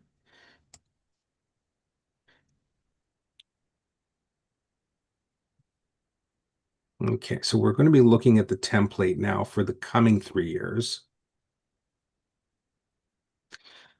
Okay, so not new to the board. Probably if you've seen, I think for the last 6 years or 2 cycles, we've had an approach where we have 3 primary goals that align with the 3 strategic pillars. We have a board pillar that sort of speaks to the work that we're going to do that faces the board. We have a public facing Sorry, we have a public pillar that is aimed at our public that we serve, a registrant pillar that is typically aimed at supporting our registrants, and then an internal facing one called an organizational pillar, which speaks to strategies that we are working on as an organization, sort of best practice wise. Now, we've got 15 detailed outcomes in this template that expand on those 3 primary goals. So I'll work through them in a moment just to check in with everybody that they're reflective of the board's intent when we set up the strategic plan. And another thing that's unique about this strategic plan compared to other years is we've actually created sort of an active mode and a maintenance mode. So the active mode is, your traditional strategies, what we're working on, focusing on. The maintenance mode ones, what the board felt, in conjunction with the conversation with admin was, they're still important to the board, and so these things want to be mentioned in the strategic plan, but they're also things that are just happening now as a matter of regular business. So it seems a little repetitive to report on it every 2 board meetings per year. So you'll see the table or the template has been marked off into active and maintenance mode items. So you'll be seeing this again semi-annually, typically March and September of each year. And what was tasked to the board this time was that the the board had tasked the administration with the job of identifying sort of operational strategies and key performance indicators, KPIs, to achieve the board's strategic outcomes and goals. So administration is therefore putting in front of you a draft monitoring template for the 2026 to 2028 strategic plan years, which lays out the proposed strategies and KPIs for each of the detailed outcomes in the active mode. So we're asking you to review the proposed strategies, KPIs, and goals and provide us with feedback if they align with your expectations. Once you've given us this feedback and or approval, we'll take it and start operationalizing this plan. So my paperwork is in black and white, so I'm just going to scroll here. So you'll see green is used to identify the primary goals. Black is used to identify the active mode, and blue kind of gives you what's in maintenance mode, along with some links to what's happening or how that's being achieved. So Emma's just popping up. I think there you go. So Emma, if you can scroll down to the template itself. Perfect. So I'm just going to walk you through this to make sure that we've heard you and interpreted this correctly. So our first pillar, goal 1, is the public pillar, and the major impetus is your safer and more inclusive patient care. So this was imported 1-1 from the last strategic plan, that making sure that patients have access to resources, information on the role of opticians. So this is something that's put into maintenance mode. And there's a link provided here to the public section that gives that information and those resources. 1.2, a reduction in risk to patients as a result of unauthorized practice. This was something new in the last strategic plan. At this point, the program has been sort of created in the last 3-year cycle, implemented, and is underway. So you'll see the change in wording. So 1.2.1, that strategy, continued enforcement of unauthorized practice. The last cycle had us getting it off the ground. So looking at the performance of last year, we've set out that the key performance indicator here is the number of successful resolutions. The overall target for this 3-year cycle we've set at 25 based on historical data, with a goal of 10 cases this year. We were having closer to 18 or 20 cases in the last year or so. What we're probably expecting is, as we have been having more interaction with employers about what's considered on-site and off-site and the expectations, plus some of the some of the smaller organizations that we've dealt with, I think you'll start to see a bit of a decline, which is a bit of a success measure in the number of unauthorized cases. Typically, when people know you're watching, they tend to adhere to the rules a little bit better. So we're expecting probably a bit of a decline there. Educating opticians and other optical business owners. That's sort of, interactions and resources available.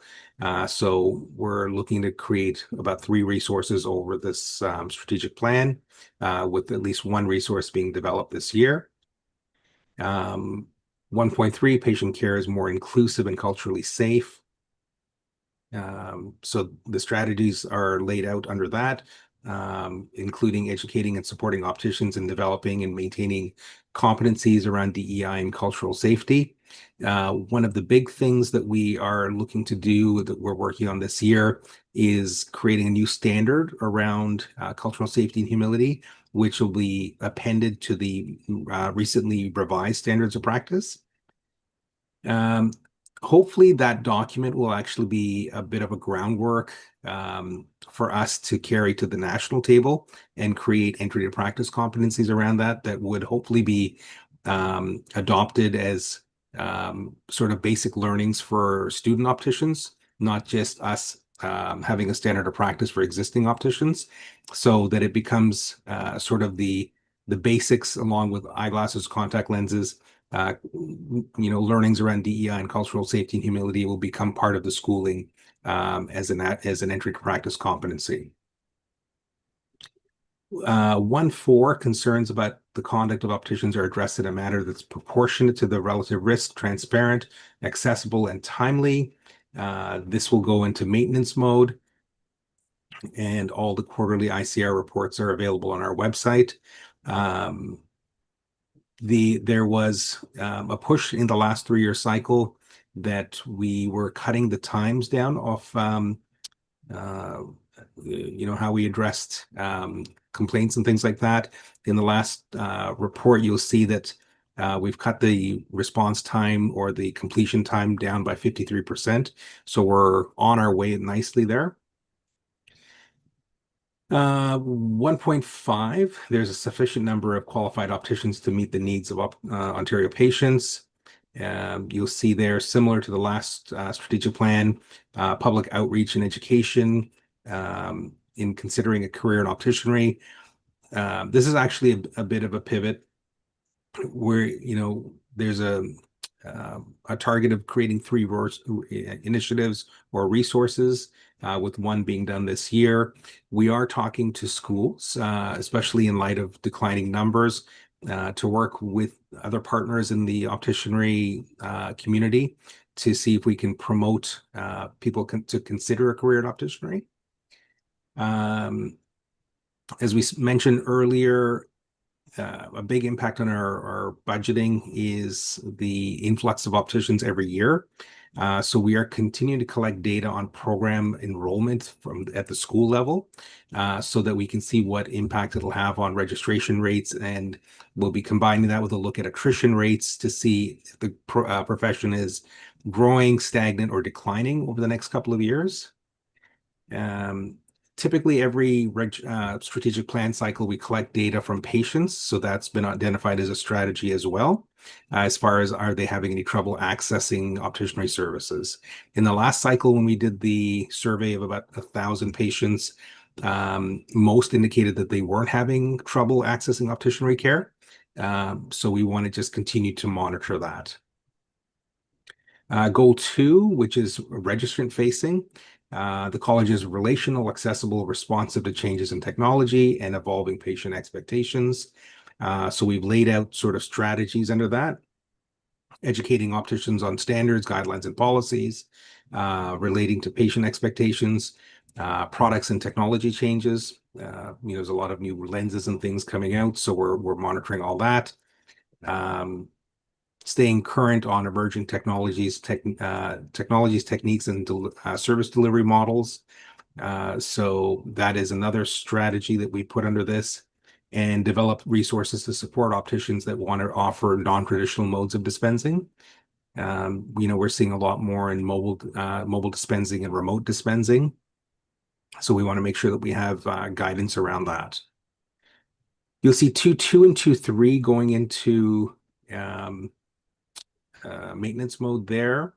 And so again, we've hyperlinked to some resources there that show what we've done or what we are doing. 2.3, registrants have access to high quality education continuing education resources. This has become just matter of fact. We're constantly developing resources every year and delivering them in the way of webinars and seminars. So there's a link to sort of our free on-demand continuing education portal that shows where those things are being collected. I kind of want to just, I'll get to okay, I'll finish 2 and then I'll pause for a second. 2.4 is new. This is something that was identified in the last strategic planning cycle in the last year, which is professionalism, critical thinking, and communication skills are prioritized in the provision of opticianry services. So 2.4.1, 2.4.2, and 2.4.3 are interpretations by the team on how we can maybe achieve that strategic goal. So that comes from 2.4.1 speaks to engaging the schools and seeing how students can be have that fostered there at the school level as far as areas of professionalism and critical thinking. Engaging with registrants when it comes to critical thinking, more on case-based scenarios as part of CE presentations. Typically, our presentations are more sort of updates. So we're thinking of pivoting a little bit on how we engage with our registrants and meeting with our CE providers to encourage them to develop more content that encourages critical thinking. And then, Derek, you've got your hand up. So you know what? I'll pause there. So Susan, I'll just take a few questions. And it looks like Derek's first.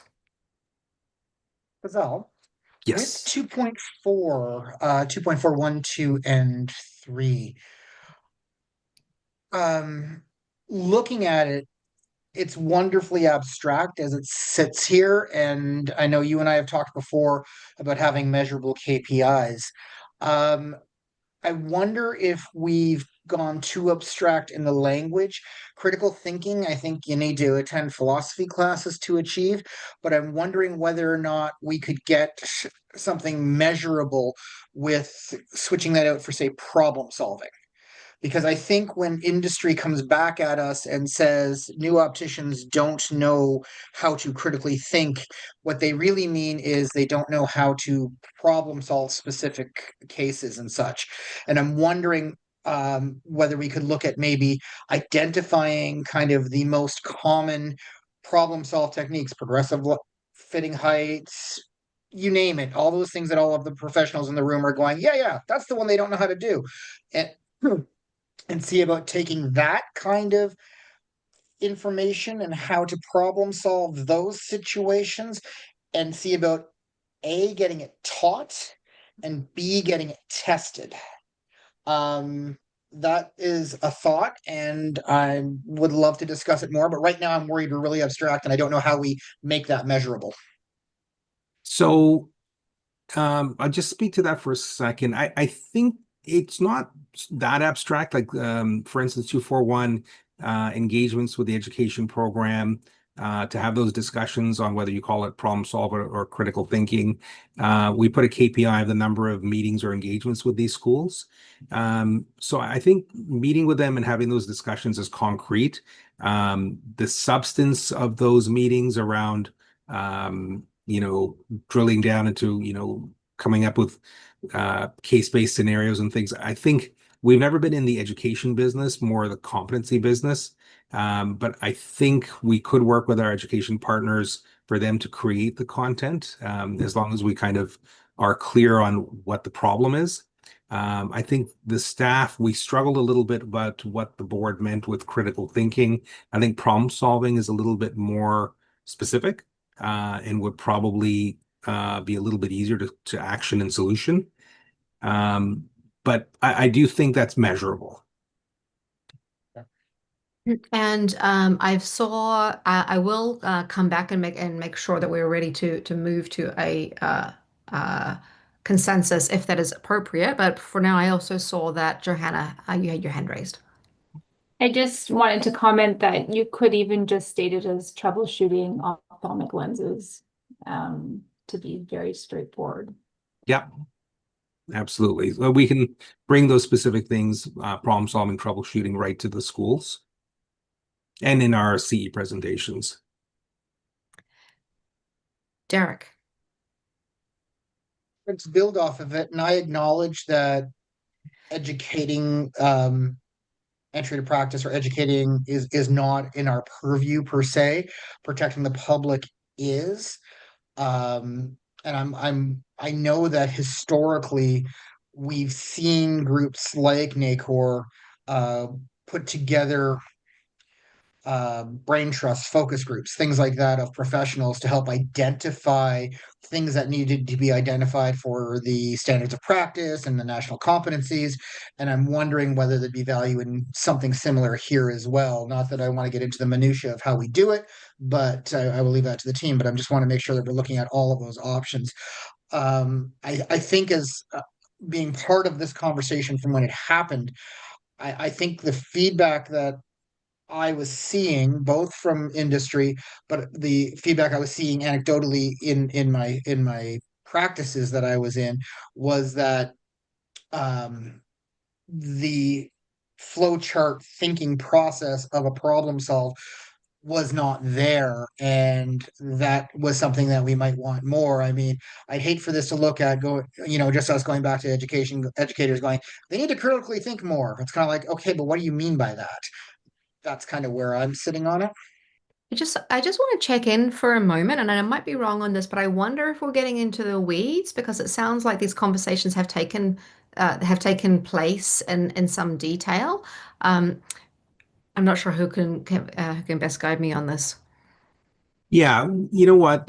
Definitely, we're starting to talk a little bit more about actions type of thing, more than strategies. But I do agree that conversations have to happen at the base education level. I think strategies. I think we do have here sort of strategies at the base education level, strategies sort of post graduating where we're looking at continuing education for those who've already gotten out of school. So we're trying to capture it at both ends.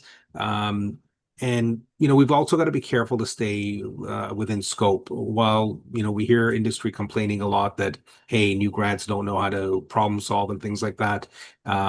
Really, our purview is public interest. And in looking at data from complaints, we don't typically get a ton of complaints around sort of malpractice, if I'm going to call it that, even by new graduates.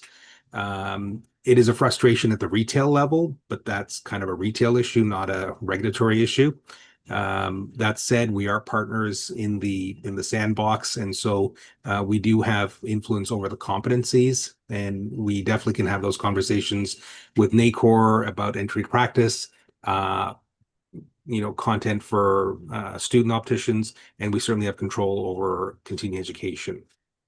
So hopefully that's reflected in those sort of three strategies, and then we'll further operationalize it. But I think the big thing is checking in, are we missing any major strategies there?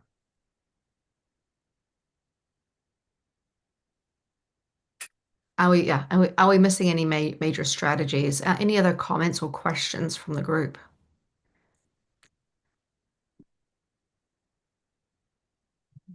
Golta, did you come off mute? I mean, I just wanted to say what I'm noticing in the college's attempts to basically catch up with new technology. I think will have a lot to do in the education level too. I think that's something to discuss to be able to implement that into the base education. That will help with troubleshooting in a way, because I'm just on my level, I'm noticing a lot of technology causing actually more trouble in a sense in what we do in some aspects, right? And then that requires its own professional judgment and you know, problem solving in a sense, right? So I think they kind of go hand in hand. It's just a comment. There's no you know, question about this, but Yeah. Yeah, like in the standards of practice, we just freshly updated. It speaks to a lot of sort of this emerging technology, including AI. At the same time, the standards of practice are not a how-to guide on how to do everything. We've always maintained that it sort of gives you your professional obligations and what you're responsible for as far as outcomes goes. But it's a high-level document expecting you to use professional judgment, and if you're going to practice in any new areas, to attain the appropriate education in those areas. But the standards were never meant to educate. That's supposed to have already been done. So, our biggest thing is if you are going to embark on using new technology or practice in a new area, you've got to have the skills, knowledge, and judgment, which would entail seeking that education before getting out there and practicing in it. But do the colleges not use the standards as a basis of their education as well, in a sense, or? The standards is one resource they use, but the biggest resource is the entry to practice competency profile. So that is something that we work on as a group at the national level, and it drives the accreditation of schools, and it drives what's in the examination. So kind of it dictates what are the outcomes that have to be taught to, as well as what's going to be tested. So the standards speak more to once you're out and practicing, what are your professional obligations and what sort of the bar that you have to meet before you're considered possibly treading into professional misconduct. Yeah, thank you for this. I'm sorry if my questions might No, seem, these are excellent questions, Golta. Like, and Yeah. especially, being new to the regulatory table, there's a lot of terms that we throw in, a lot of acronyms. So I appreciate you asking questions. They're excellent.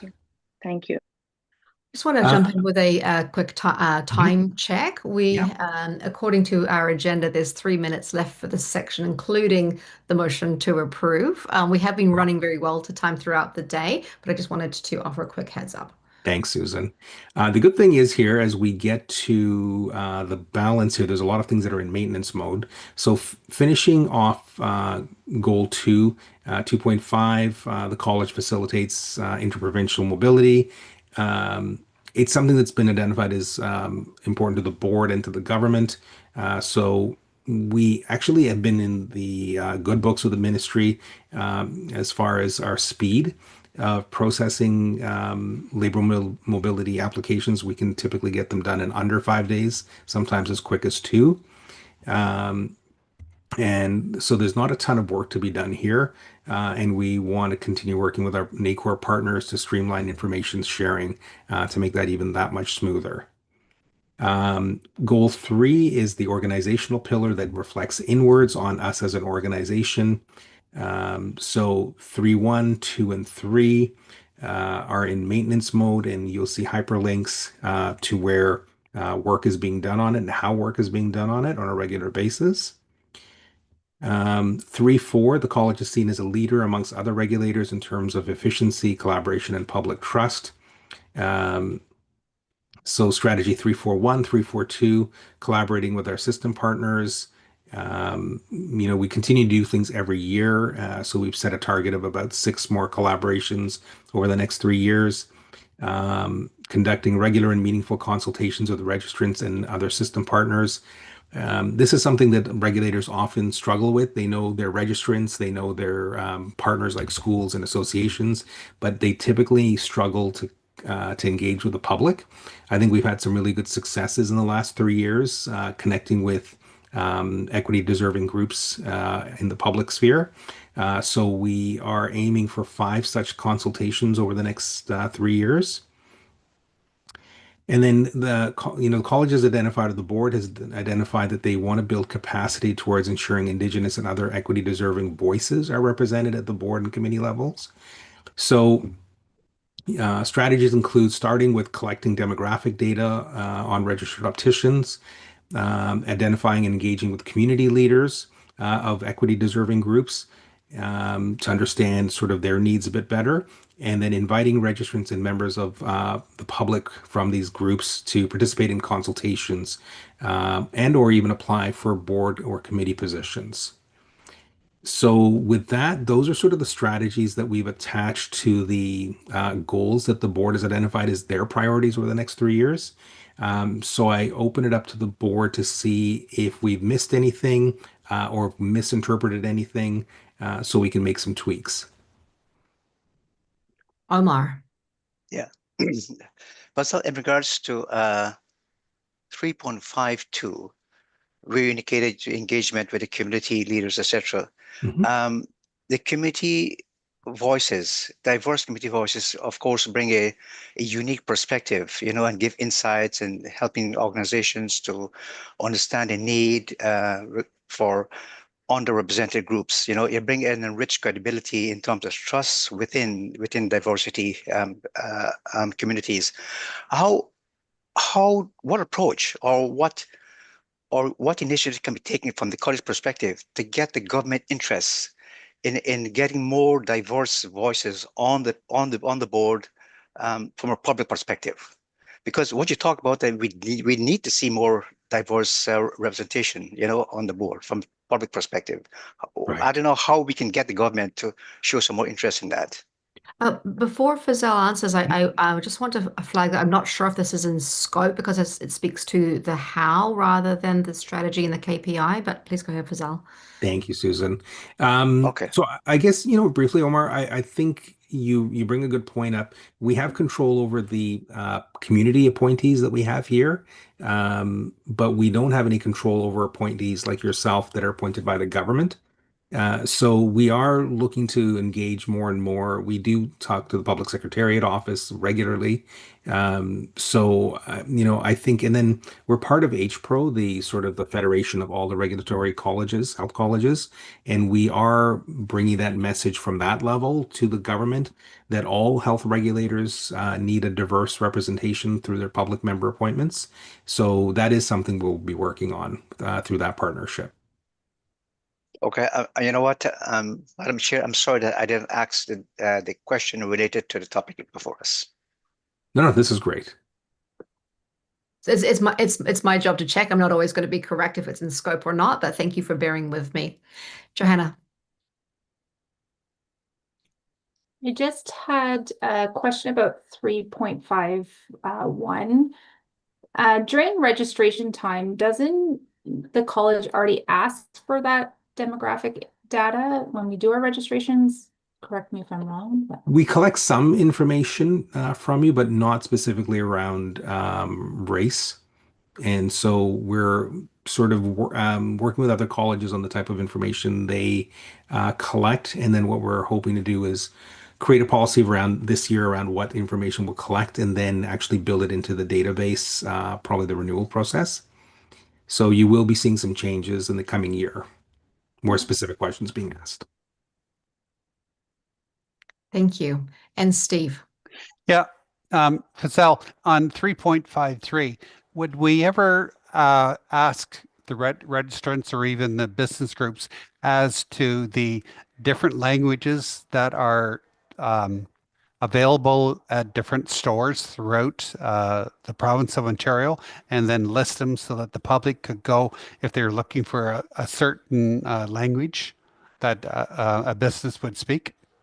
I'll double check with Amy, but I'm pretty sure that we are collecting languages spoken and it's part of our public register and a searchable field or filter.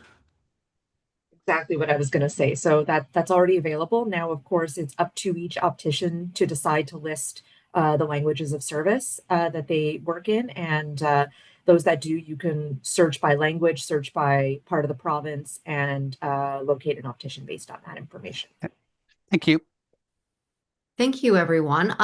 We are a few minutes behind, so I think unless there's anything that would be that would get in the way of us moving forward with checking for consensus, and then me handing to Kevin for a motion to approve the strategic plan template, I'd like to move on. So may I test for consensus using the high five? Okay, so we have a 2 from Derek. And thank you. And I think everyone else is giving me fours and 5s. And so I believe that as the majority of the board are in favor, I can hand to Kevin for a motion. But I will I'll let Sorry, if Kevin. I can just jump in, Yes. Susan. Thank you so much. Just being important because this is our driver for the next 3 years, this Yeah. document. If we are getting a 2, do you mind if I hear where we might be off? Is it a 2 on the entire document, a 2 on a section? Derek, would you share that with us? Absolutely. My 2 is in relation to 2.4 specifically. I don't feel that it is precise, and I don't think we're looking at all of the potential options I think we should in this. I understand the arguments on both sides. I just don't feel like it's there. And I think in general, 3.5 is a little vague, but I'm completely fine being outvoted as I always am. So not a problem. So, Derek, in a perfect world, what would you like to see at a 2.4? What would I like to see in 2.4? I would like to see, I guess, more teeth, more specifics, more of a idea of making it more of a proactive activity as opposed to what reads to me as a passive one. I fundamentally disagree with I understand where you're coming with you've never had any feedback from the public that says this area is lacking. But my concern is that we don't always have a public that understands our role and doesn't really understand that it could be better. So how can we ask them whether something's lacking if they don't understand what it is? But that's where I am on it. Okay, so Derek, playing devil's advocate, you're saying it's a bit vague. You're being a little vague now. So can you give me some specifics? Um, I think it should be there should be more specifics. I think we should be involving a conversation at a national table. I think there should be more than seeing, okay, we're going to have 6 meetings and 6 engagements. What the heck are meetings and engagements? We came in and talked to them about critical thinking. What does that look like? Where are we going with this? We're talking about education programs. We're talking about registrants and registrants at the CE meetings. We could be more active in areas. We could make it part because we have the competencies and we have the in place. We could be looking at professional growth around problem solving. And yes, we could have the continuing educators provided for us, but it wouldn't be completely outside of the realm of what we've done to have our own professional growth in areas that we feel are important to meeting our standards, like we do with record keeping. I think problem solving is inherently required for an optician to best take care of the public in Ontario. And I think it's a gap that we don't address properly. So 242, if I were to sub out the word critical thinking to problem based, that's, I think, exactly echoing what you said. Yes. Yeah. And then you had mentioned having a discussion at the national level. I like the idea of a brain trust of opticians to kind of identify what the most common areas of problem solving that are lacking. Goodness knows we have access to enough across the country that we could be doing something on a national level to help. I know our priority is Ontario, but I'm thinking we're also the biggest province and we need to take a lead. We could do this job so much better and so much more safely for the public. Okay. I do think some of the stuff you're saying is a bit more on the granular thing. If you bring it back to a strategy, you want a national, I'm hearing a national approach to some of the work on this. And I think 242 is still reflective if you're using more problem solving as opposed to critical thinking. The other factor, Fazal, to keep in mind is I know darn well that I'm going to get outvoted on this, and I'm completely comfortable with that. But I also don't want to give the impression that we all think this is an absolutely perfect document. I want to put a little bit of a fire under to kind of go, okay, when you go back and look at the granular, let's make it good, as opposed to we talked to them about it. And I just want to make sure that importance is felt. Yeah, I just want to make sure we haven't missed anything on a macro level here because this is going to drive 3 years of work. I know. So there's the one question that comes up in my mind is that it sounds like the bigger picture is aligned. What I'm hearing is about sometimes the difference in language because critical thinking and problem solving are linked, and it's also the some details of perhaps the how and exactly what happens. And the template is going to be necessarily high level. And Derek, I think you're suggesting some details of how this could have a very positive impact in the way that it is implemented. The other part is just in terms of where we're at in this meeting. Now we are running 10 minutes behind, and I think we do need to move on to make sure we get to the rest of the agenda. And though we might not have moved the needle on your rating, Derek, I think it is time to hand to Kevin for a motion. If Fazal, would you agree with that process Sure, wise? absolutely. Thanks, Susan. Just looking for someone to make a motion to approve the strategic plan monitoring report template, please. I see Omar, seconder is Mark. All in favor?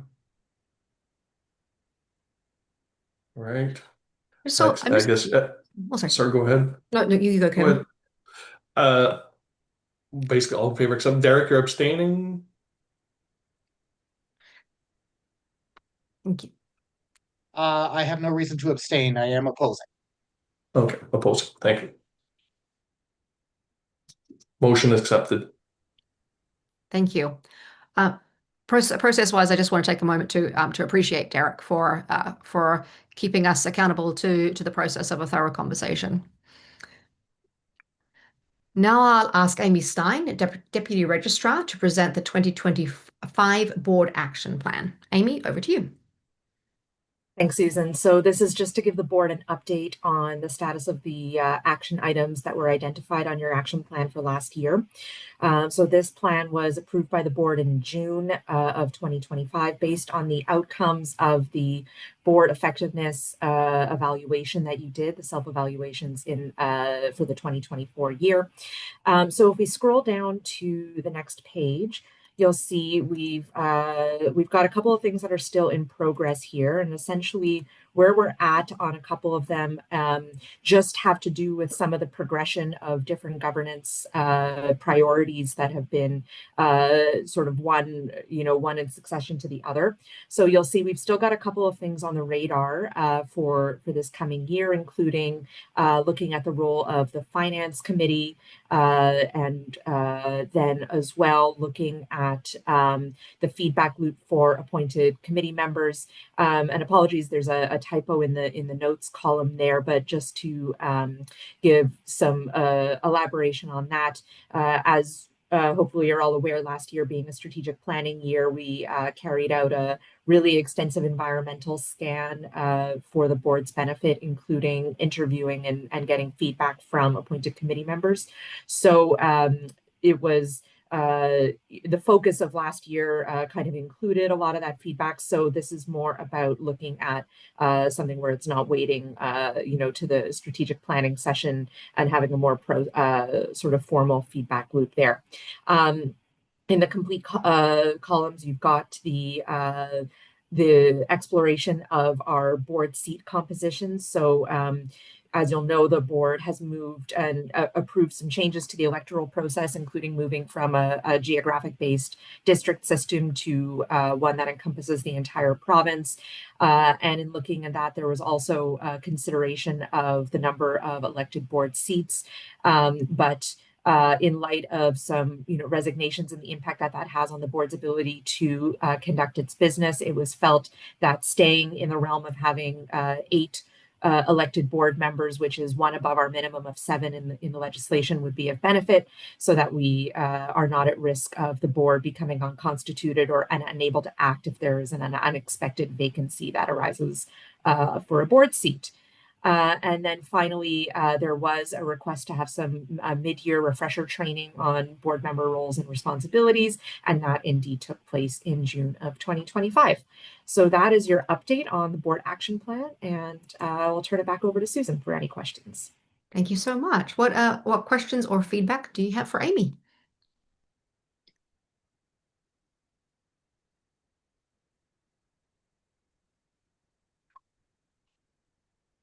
All right. You can stop sharing your screen now, Amy. Thank you. Thank you so much, Amy. I'm not seeing any questions or comments. So shortly, I'm going to turn over to Fazal again for the registration department spotlight. So in fact, Fazal will introduce the department. Okay, so I'm just going to wait till we get our team to come on screen.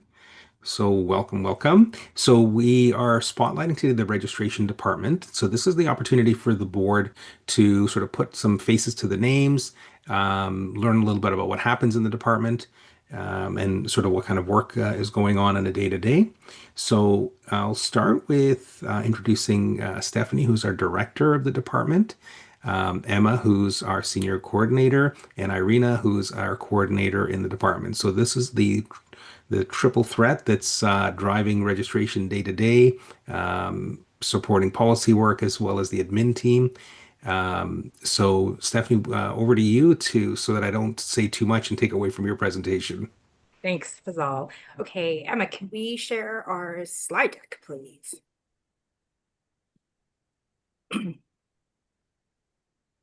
Great. Thank you, everyone. So hello, everyone. Thank you for having us. We are the registration team, and we are here to give you some information about what and how we do all things registration related. So like Fazal mentioned, my name is Stephanie, and I'm here to support Emma and Irina in their work, manage the renewal process, approve applications, support the registration committee, handle escalations, and manage registration projects. Emma? Hi, my name is Emma Brooks, and I'm the Senior Coordinator of Registration. I support the registration committee mainly with file review. I create reports on our membership and applications. I review applications and renewals, and I help our members and applicants with any questions. Irina? Good afternoon. My name is Irina, and I'm a registration coordinator here at the college. I'm responsible for the day-to-day operations of the registration department, which includes processing incoming registration, contact lens applications, and various queries and requests. I also assist the registration team with the annual optician license renewal. Next slide, please. So I'm going to talk about the day-to-day operations at the college. Our team assists new applicants with their intern optician inactive class changes or reinstatement applications.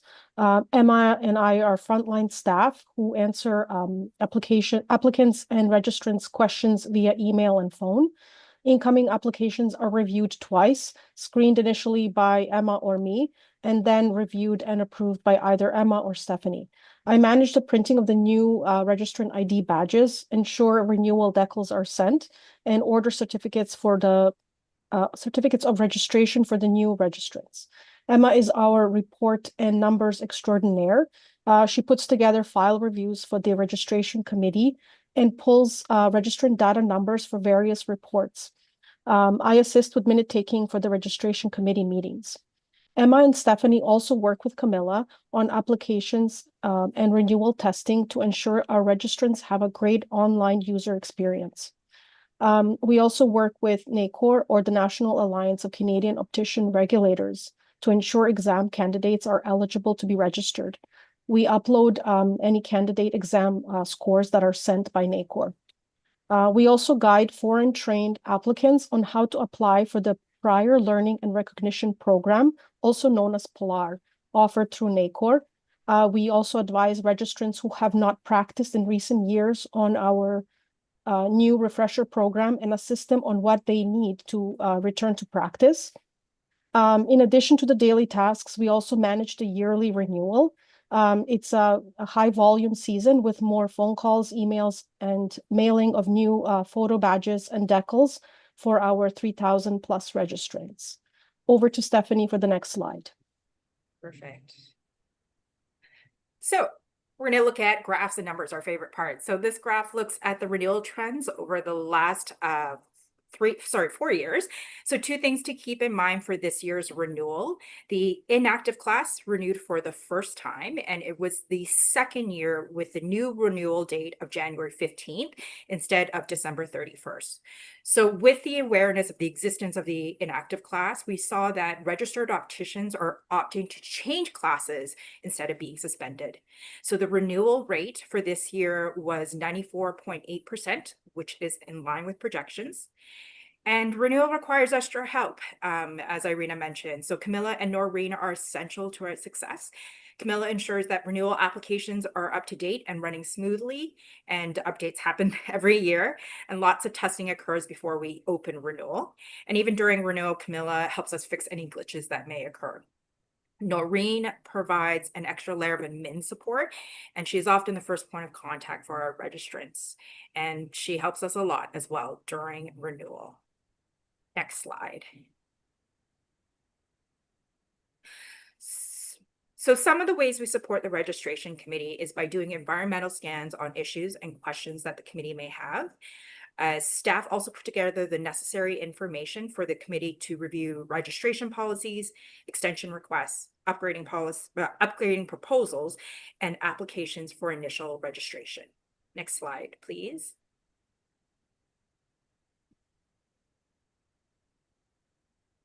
So in 2025, the registration committee reviewed 4 policies and held 2 stakeholder consultations. Next slide. And here is a snapshot of the types of applications that the committee have had in the past 4 years. So you'll notice that the PLAR applications dropped in 2025, and this is because in spring 2025, the committee delegated the PLAR process to be administered by NACOR. Reinstatement applications over 3 years have also disappeared with the new changes to the registration regulation that came into force on July 1st, 2024. And a new type of application that the committee is starting to see because of the regulation change is class change requests. So class change requests are registrants in the inactive class looking to move to the registered optician class, but need their recent practice experience approved by the committee. So there were 2 in 2025. Next slide.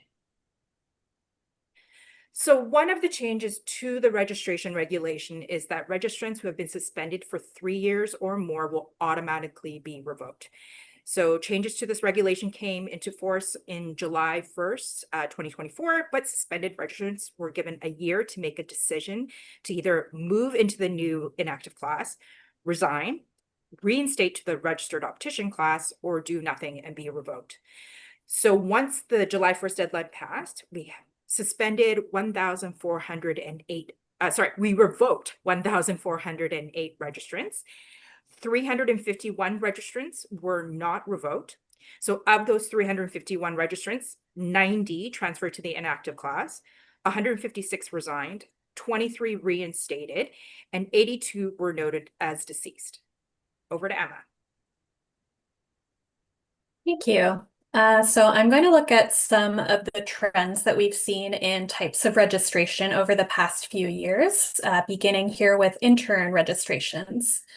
So we can see after a bit of a decrease in 2023 and 2024, we saw a bump in intern registrations last year with 237 total. With the campaign to promote the PLAR process, we've seen an increase in registrants educated internationally. The number of new RO registrations continued to trend upward after dipping a little in 2023. As with intern registrations, we've seen an increase in international registrants. It's worth noting also that applicants can complete both intern and RO registration within a single year if they pass their exams on the first or even second attempt. With the launch of the new inactive class of registration in 2024, most registrants waited until 2025 to join, when we received 241 class changes. So as Stephanie mentioned, under the 2024 registration regulation, suspended opticians had until July 1st, 2025 to join inactive directly from suspension. And many registrants chose this option to park the registration at a lower cost than reinstating as an RO. We also saw registrants join the inactive class instead of opting for suspension due to things like parental leave, medical leave, retirement, and career changes. So now labor mobility applicants, those who transfer to another province based on their Ontario registration or vice versa. So on the gray bar, we see those who transferred into Ontario, and on the green, those who transferred out. After a big increase in transfers to other provinces in 2024, we held steady this year with an increase of just one. Finally, here's an overview of the total number of registered opticians over the past 5 years. So on top of new registrations, numbers are affected by things like suspensions, reinstatements, and now also class changes to inactive. So all of these processes and updates are handled by the registration team, and we've continued to see a steady increase since 2021.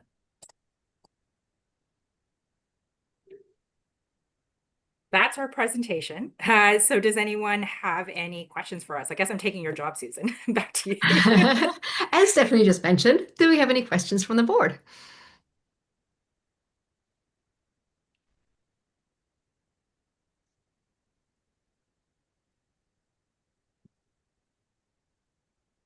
All right.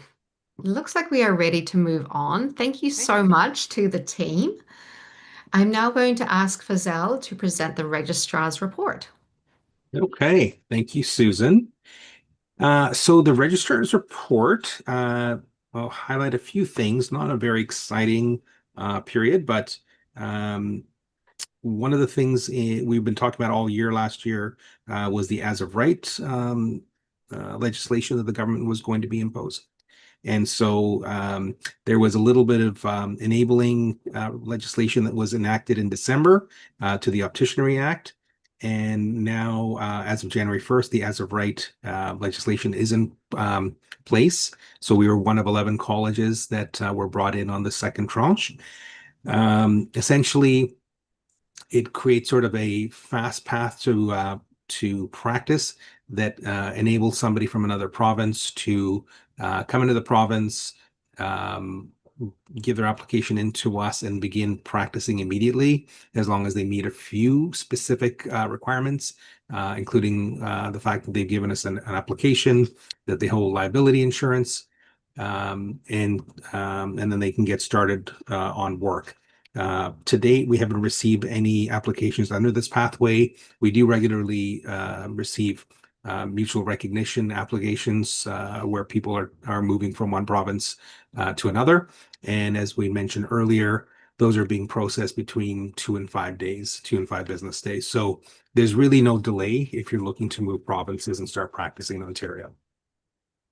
Board composition wise, we had mentioned that Golta Mohammadi had been elected to District 5. I'm also pleased to announce that Ms. Alicia Munion has been reappointed for another 3-year term. So welcome back. We're very happy to have you. As far as collaborative efforts go, we are participating with the Ontario Opticians Association this spring to do our first Queen's Park Day, Queen's Park Opticianry Awareness Day. This event is focused on creating awareness and educating members of the provincial government on the important role opticians play in the eye care, eye health care field. So this will be held on May 8th over the lunch hour. So we're looking to do a little bit of a drop-in lunch for members of Queen's Park. We'll be having sort of a almost like a booth set up where we'll be doing some basic adjustments. We'll be collecting eyeglasses for donation. So a little bit of sort of good work going on there, and hopefully mingling with members of Parliament, of the provincial parliament there, to educate them on what we do. There was a mention by Steve on premises lease.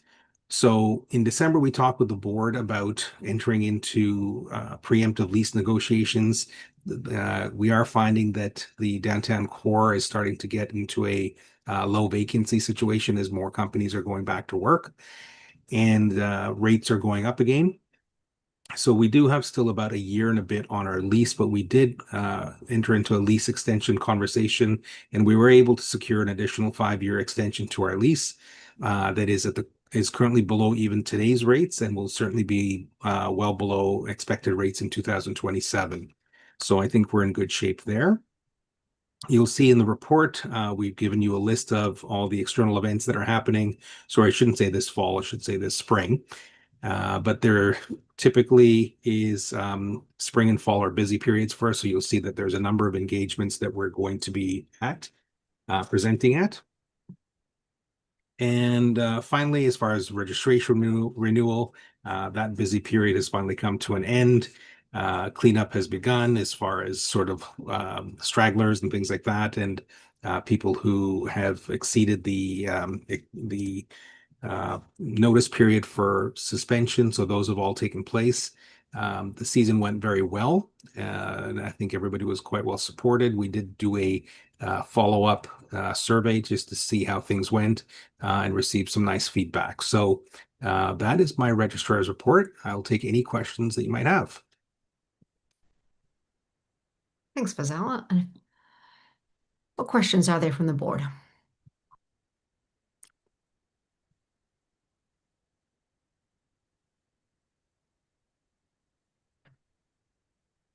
All right, I'm now going to turn to Kevin for the approval of the reports.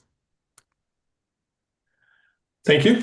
I hope everyone had an opportunity to look at the dashboard and the committee reports.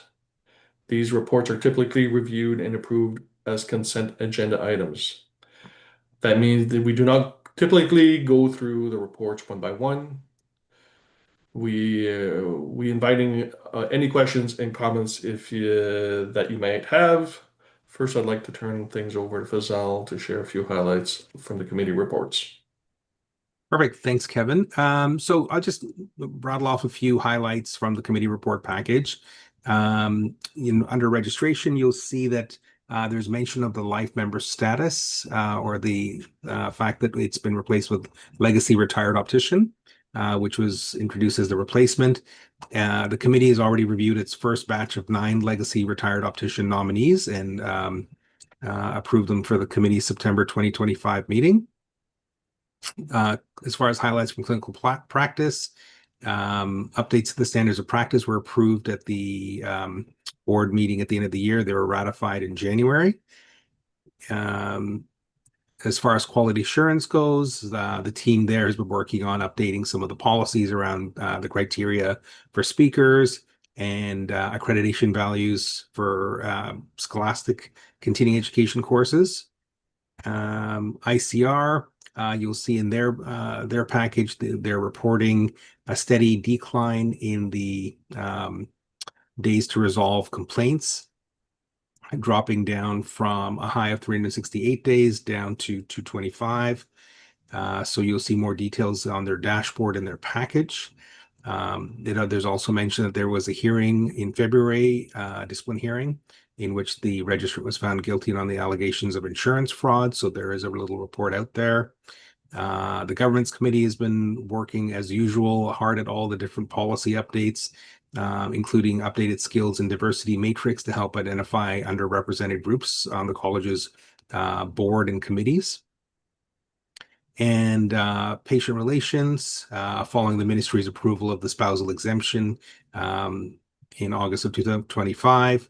The committee has reviewed and updated key materials, including the jurisprudence module, chapter 1, and the sexual abuse prevention guidelines to clarify the college's position around treating spouses.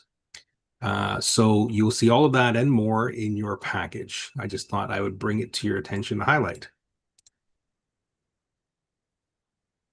So back to you, Susan and Kevin. Thank you so much. Any questions or comments from the board? Questions, comments, concerns?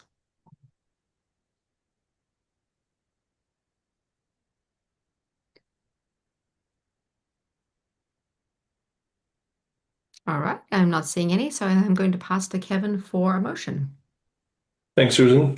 Would someone like to make a motion to approve committee reports, annual committee reports, and communications report as presented, please? I see Carlo, seconder Mark, all in favor? Motion passes. Thank you. And that concludes the meeting for today. Kevin, over to you for a motion to adjourn. And once more, can I get a motion to adjourn the meeting, please? I see Stephen, Alicia as my second. All in favor? Motion passes. Thank you.